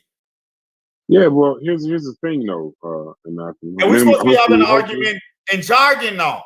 But hold on, with jargon that he never respond to. Hold on, Nathaniel. But once again, that goes back to my point. The majority of these conversations, y'all not having high-level conversations. It's very interesting discourse, but it's not a high-level conversation because there's always somebody in this conversation, somebody on mute or somebody that hasn't said something. Do you know we was arguing about a high-level IQ test question, and he couldn't get past the word by, of, in half. Like you can't back. Like when you go to college, your first year in college, anybody who's been, you just take basically the courses where so the college could see where you at. You take English and science and math and shit like that just to see where you at. You don't go right into your major. I say 60% of black people that go to college take remedial classes first. Well, and no, I was one of the things I did not want my students to do because I never had a remedial class. And I see all the people in like English 98, English 97 before they can even get to English 101. I know, but I don't want to make it a black thing. I mean, I'm just making a colloquial comment. No, tell the truth, though, man. Tell the truth. No, I know, but we can do the black thing in a second. I'm just talking about college, just college, period. You still take. Graduated 4 years because they have to spend 4 years a remedial program. No, that's fine. But then also, there's a certain level of, you don't start off, let's say you go in there for physics. You don't go right into the College of Physics. It takes a while before you can even go in the building and get into your major. But my point is this. Y'all having really high level conversations with niggas that don't understand by, of, the, never, and should. And then you wonder why you're getting into arguments. Because the people need to understand the importance of the preposition. And you can't let somebody come over here and misuse those things and they go another airwaves. Because it's ignorant people that if you don't counteract that, they're not going to believe it. Hold on, Nathaniel. But we can't talk about by, never, of, should, and the for an hour. That's a quick conversation. If you want to know what holds motherfuckers back in any kind of growth, it's because you get caught up the little shit because you think you ain't supposed to struggle. You think you're supposed to do something great and be this huge success in life. And you can't get past. I caught him and I said he couldn't talk no more. You know what happened? I got kicked off the panel. Right. Why should he be able to talk after that? Like once he's dead, I want to rewind. But anathema. So let's rewind it. Why is it that African Americans going into college, where a lot of them have to take remedial courses first? Is a reason for that. I mean, because these ain't. If somebody entering college, then that's a motherfucker who actually prerequisite. Yeah, prerequisite, not remedial. Prerequisite. They remedial. Remedial courses. They're not prerequisites. Stop that. Is it remedial? I didn't know that. Okay, y'all talking. No, it's not. It's different. A prerequisite will require you to get into your major. It's a prerequisite to get into your major. But a remedial course is not even college level. It's to get you to college level. All right, so let's start back over. I just learned that. That was something. Like pre-algebra course, I'm on the course before pre-algebra. Yeah, it's something that you should have done in high school. And then but college realized exactly. You don't even know pre-algebra, so they gotta get it. This means that when you graduated high school and you took the matriculation exam, which says you could matriculate and you had the skills to go do basic college level skills. You can write a basic 5-paragraph essay. You can write the basic English syntax. They failed the matriculation exam and they have to go a remedial course. Don't tell me it's not true. But we don't take. We're not saying it's not. We don't take. They agree with you. They agree with you. Yeah, we're not disagreeing, but we don't take a matriculation exam before you go to college. You find out, and chef, this is important. I don't know how they do it every other place, but you don't take a matriculation exam to go to college. You graduate high school, and then you pick your courses, and you're automatically and you just qualified. take them, and you take find the out. matriculation exam at It's college. a placement. No, let me finish. Though. No, it's a but placement. you don't. It's It's a place. But even exam. that, It's called matriculation. Yeah, but not even That's that. the Hold technical on, term. That is the technical. We were very familiar with the word matriculation. We know what the word means. I'm saying the average college student. Yeah, the average college student does this. They graduate high school. They spend the summer fucking off the little bit of free time they got left. They go to college. They pick their courses in a fucking a computer, just like whatever, and then they start the class. They don't find out that they don't know what the fuck they doing damn near until they get into class. Yeah, a lot of when they people sit there doing the work. Hold on, Yeah, when they sit there, when they sit there and doing the work, and the teacher, Let me show you, man. Anathema, Because when I went to school, you had to go, you graduate college, and then before you start When did you college, go you to took a matriculation exam before you pick classes to see what Where? class you could pick. And if you didn't pass that exam, you could not pick English 101. You couldn't In the put none United with a States? 100. Yes. Here? Yes, bro. And you spent like 2 to 1 years in we never 900, took that. and you spent 2 to 1 I year never did. in courses under 100 classes. Getting eligible. And that's how a lot of people fuck off their loan. Because they spend their loan on remedial classes and didn't count those credits. Never even heard of it. I never even heard of that before. Brass. Let me say. I'm trying to get to my point. Let me listen. You gotta let each other go one on one. Like, I mean, one by one. I can't even get to my point. Go ahead, Chef. Right. Now, I agree with you, Anathema. In the placement exam, it properly assesses where you're at with your basic skills. I agree.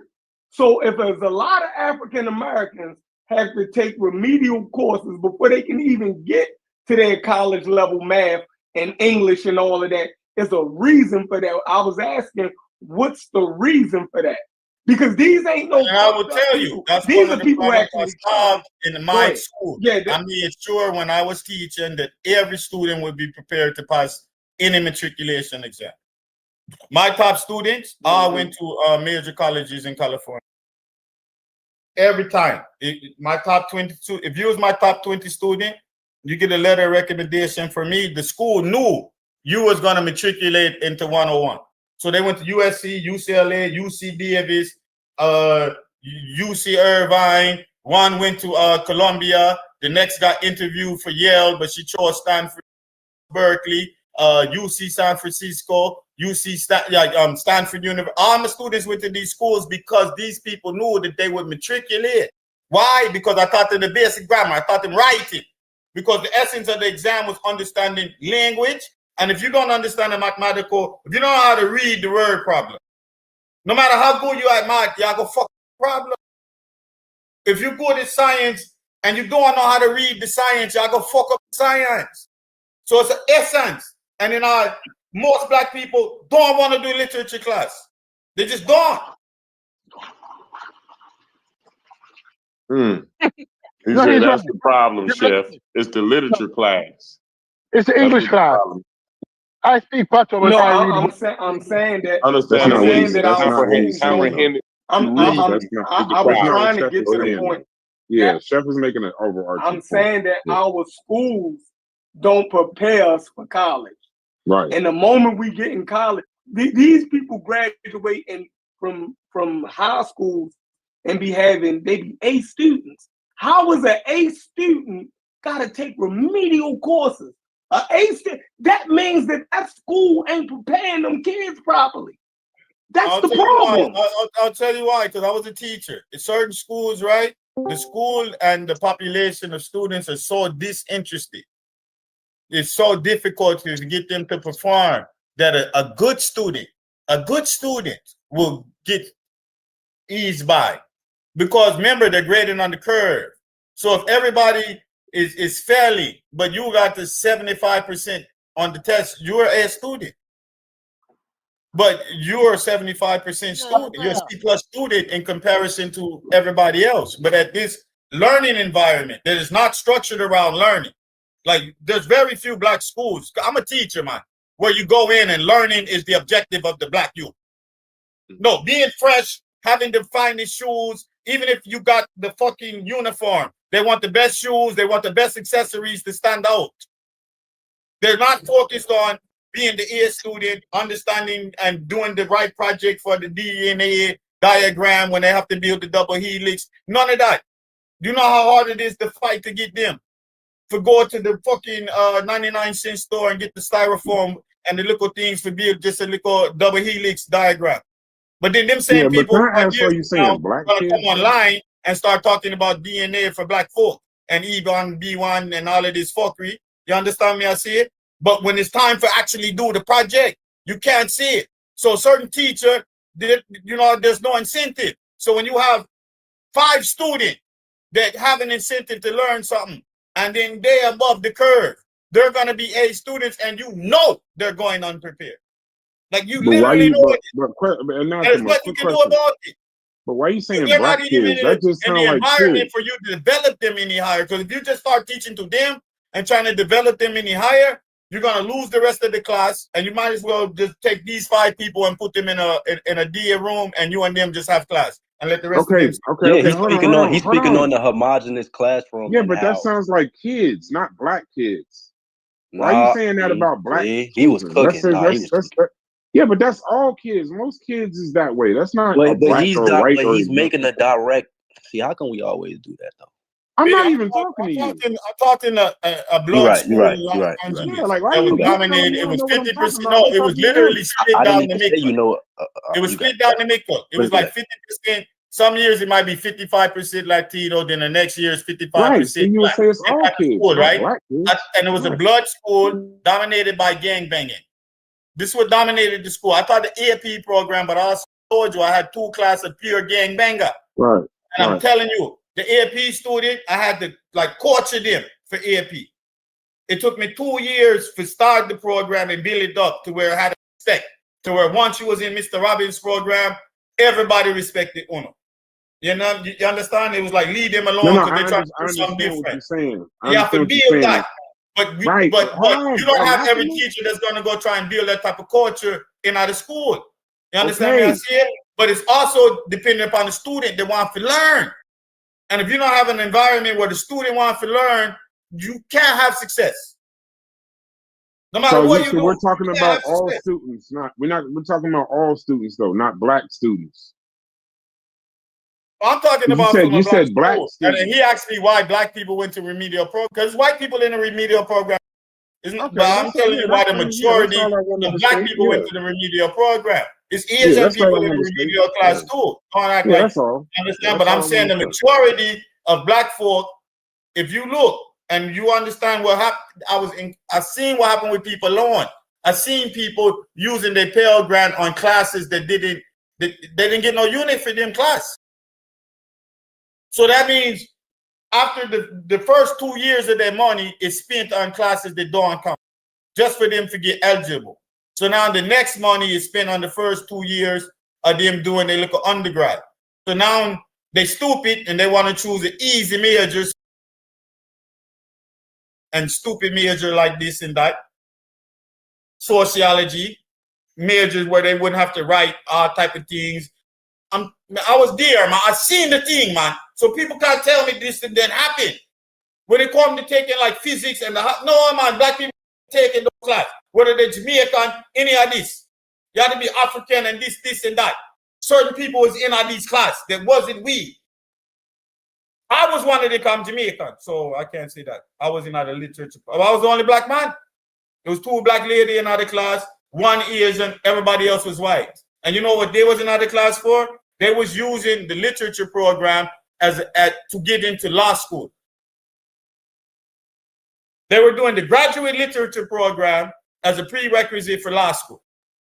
Okay. Did you get to that was bugging me out. I was like, I'm there to go teach black people. I'm literally there. I'm telling them I'm going to go be a teacher, and all of the white people telling me, oh, well, I'm using this because I need to understand, rhetoric and writing and all of this. Going to give me a book.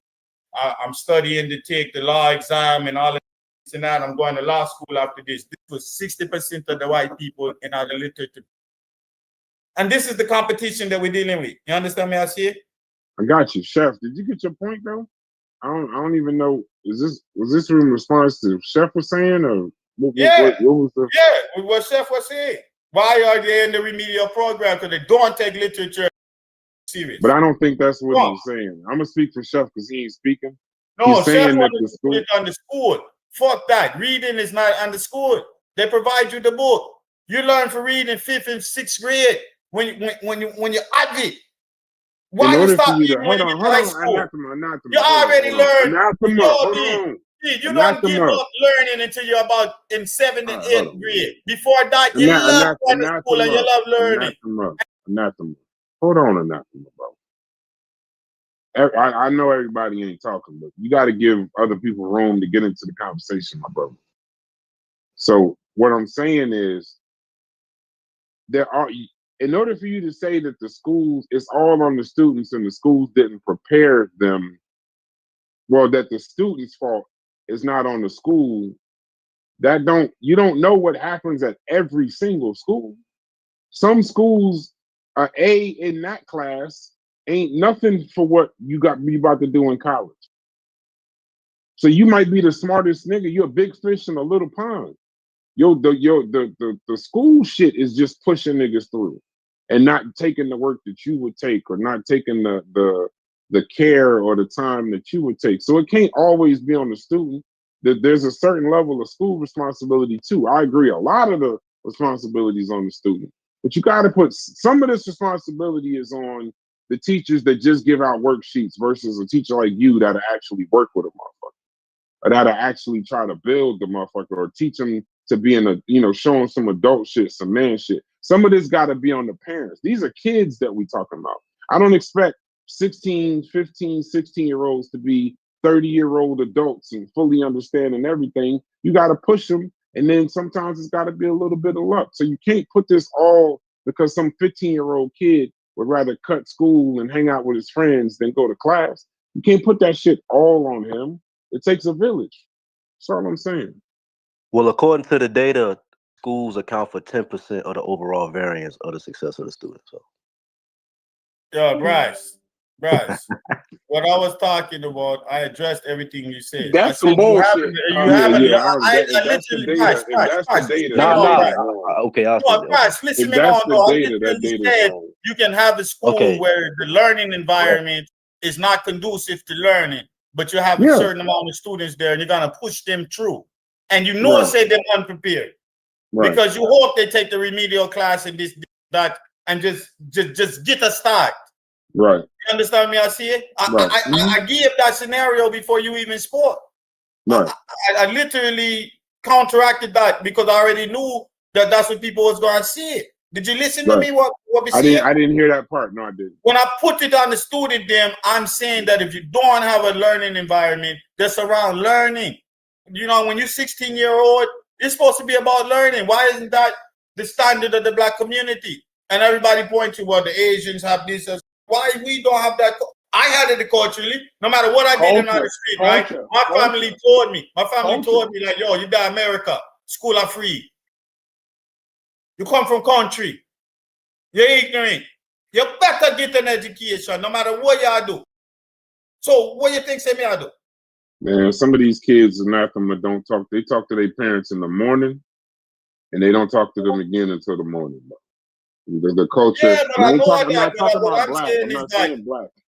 Like a lot of people, they just blame the school, right? They blame the infrastructure in the school, but I'm telling you as an educator, right? If you're not, all right, watch this now, because this is one thing you have to know. I didn't study literature and then say, well, I couldn't get a job or I couldn't pass the God damn it, I forget the name of the test. I was going to see it. It was on, but the law exam, whatever. I didn't go to school for that. I actually went to school to be an educator, and I wanted to teach English literature because I knew that was a problem. So the whole of the time I was studying, I went to graduate school. Then when I graduated to graduate school, I enrolled in the teacher credentialing program on campus. I didn't learn teaching online. I had a 2-year program. I went to school 8 years. So I had a 2-year program where I got my credential and license and all that for teaching. So I had to go to class. So I learned about childhood development, curriculum instruction, curriculum development, learning modalities, learning deficiencies. All of these was 6-month class, 3-month class, semester class, the whole program, 2 years. So when I came out, I went fully equipped. You understand? Some people, they're a science teacher because they got some degree in some fuckery science. They said they could be a science and they can't do nothing else in life. So then they say, well, I'm gonna go over here to school. But they're not prepared to teach school. So they gotta learn from the Phoenix University and get them credential. They gotta go to professional development. They're operating without a credential and they teach in 4 and 5 years and don't know what they're doing. That's the problem. Because I did 8 years of schooling for me, less money than anybody else that went to my school, as much schooling as me, man, when we come out, right? Come and go for teaching. So my first, you know what I mean? The first job I get maybe like $50,000 a year.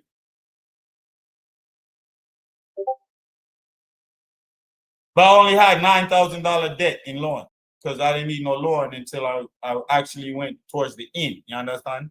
Mm-hmm. And then they paid that off because I taught in the ghetto school. So I never paid no loan.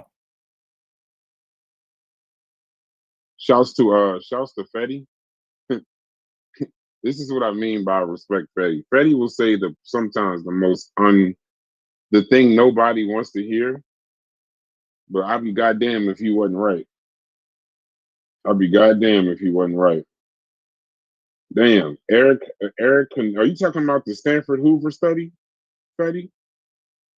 You talk it's a lot of shit that's been replicated. That's why, like, I'm reading. No, you're right. I'm gonna give you. Hold on, don't get in the way of me giving you a flower. Eric Hanushek and others, Stanford Hoover. These are modern research estimates. Stanford Hoover, roughly 10 to 20% of a student's achievement outcomes can be attributed to schools, teachers. About 60% is explained by non-school factors: parental education, family income, and neighborhood. Shouts to you. I told you, man, you have to build a learning. I literally mocked you and didn't fucking know.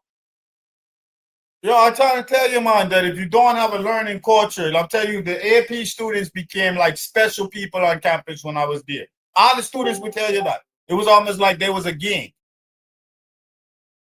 It was almost like the AP students was a set. No, we were. Well, I mean, you understand? They definitely were. So. Where everybody was like, "No, that's Mr. Robbins' posse, and they're going to do big things." Loud in. They have passion. Anatima. What you did was the sixth form thing in Jamaica.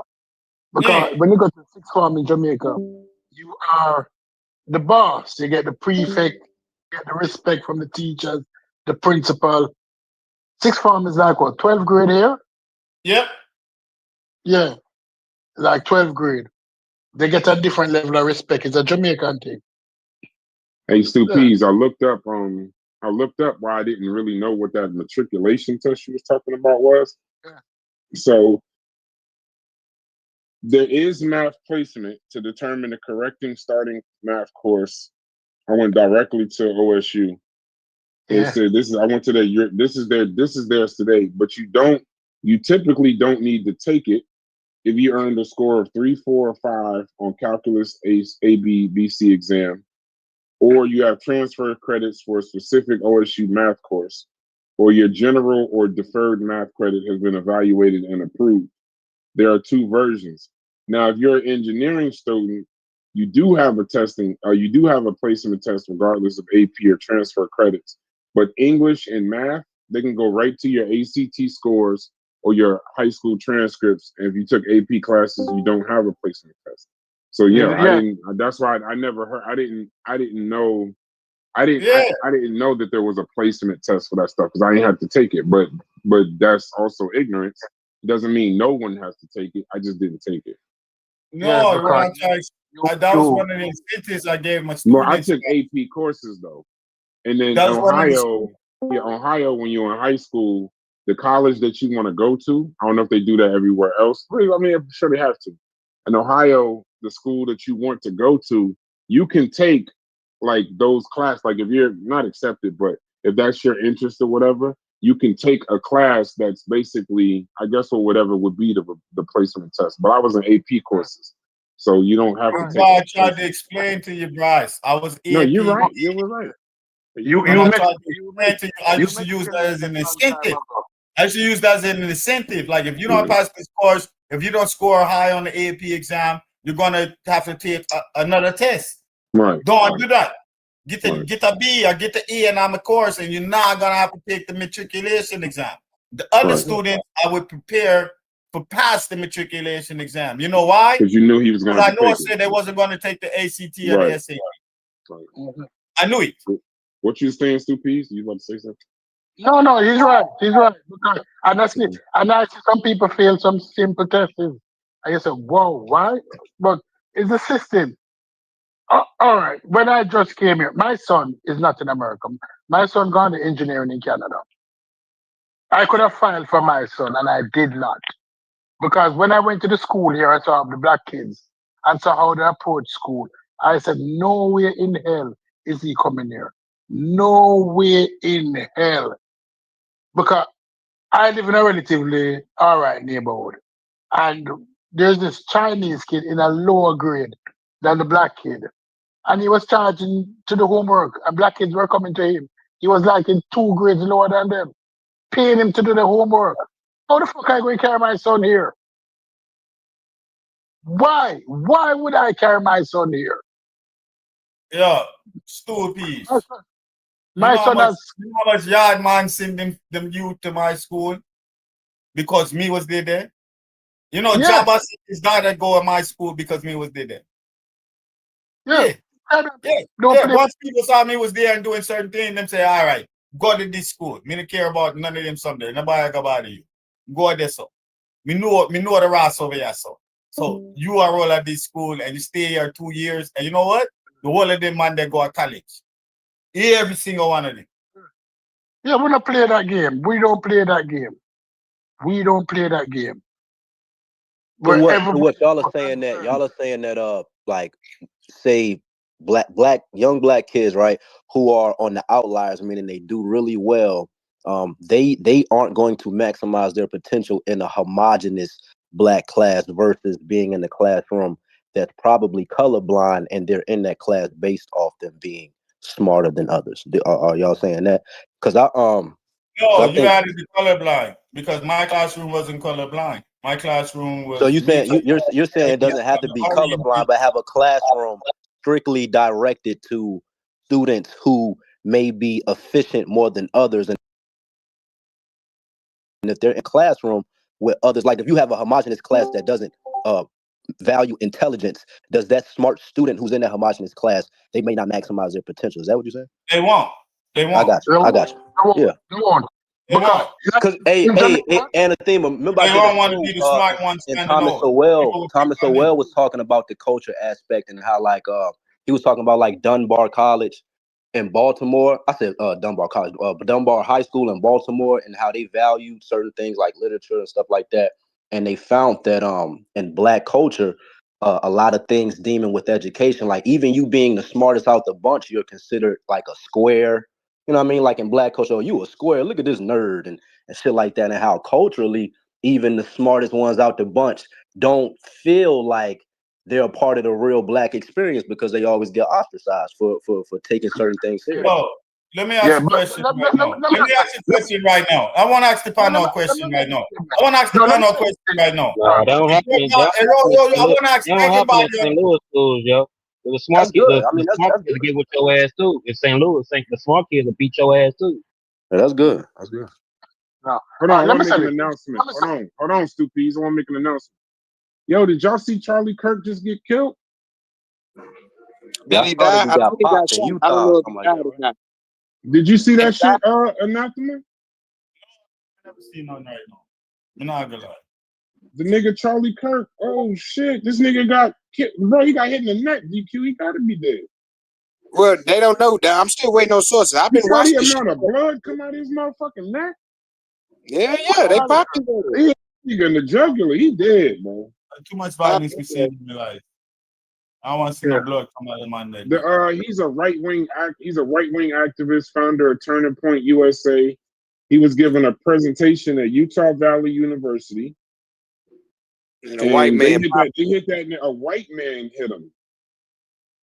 A white man killed him. He got shot in the neck. When you see the amount of blood come from his neck, I don't know how he lived. The video's in the chat. I'm looking at the video. Mm-hmm. He hit that nigga in the neck from 200 yards away. He was the one. Y'all want to see something crazy? Just open y'all Twitter right now. Nigga, Twitter's going wild right now. God, bro. I ain't never. It looked like it was something out of a movie. Bumbleclad. Bro, it's like he got videos of what chat it here. Look in the general. Can we show that? No, don't do that, Brass. Okay, yeah. No. No, I'm not. I'm asking, and I definitely wasn't telling y'all. No. Yeah, there's gonna be some shit behind that. Yeah, I'm jumping in front of that. No. Before the conversation get away, I want to ask this question right now. Man, we done moved on from the man getting shot. No, because it has to do with what No, go ahead, brother. Go ahead. I want to know if your child was the lead, male or female child, whatever, was the lead in the high school play. And I don't know what play maybe they're doing Raising in the Sun. And your daughter is the lead female, or your son is the lead male character. Do you go to that and support all of those events as much as if your son is the star football quarterback? We know the quarterback getting more support. But this is what I'm saying. What they need to do, what black communities need to do, is what Jamaica do. Certain schools, you have to be bright to go there. Like the St. George's, the JC, the Campion. Is the brightest of 11-year-old go there. And they spend the whole of the high school there. You put the brightest with the brightest. So the dunces class in there is oftentimes brighter than the brightest class at a done school. And probably that you need to do. Some people is going to be left behind. Okay, what do you think about that, Rasta? Do the Jamaican style. Put the brightest with the brightest. Some people have to go vocational. Yeah, some people have to go vocational school. Them go technical school. Set up technical school, they're gonna learn plumbing, mechanic. Mm-hmm.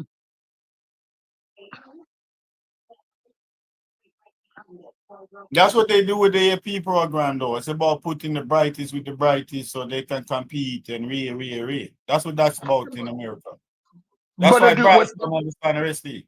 Because them they are AP program. Yeah, because Brass never understand it because it was in a bright class at a bright school.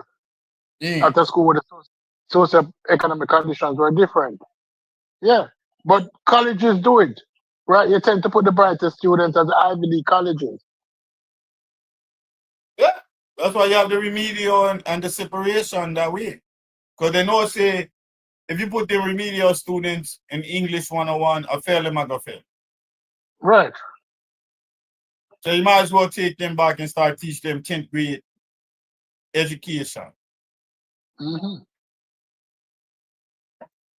You have to pay for it, but you didn't learn it at 10th grade, however while or whatever way, and we have to prepare you. So a remedial, you can't go over there with them someday because you can't compete.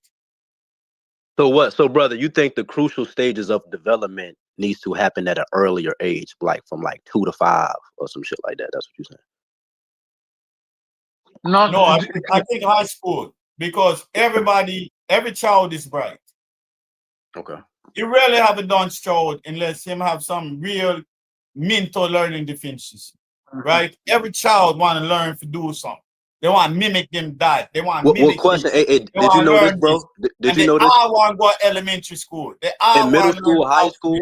They don't want to be the person that don't learn the alphabet. The one that can't learn the alphabet, when them go test him have some biological problem. They make him dance. You understand? But after 5th, 6th, 7th grade, now choice start coming. Puberty start coming. You understand? Yeah. Hormones start develop.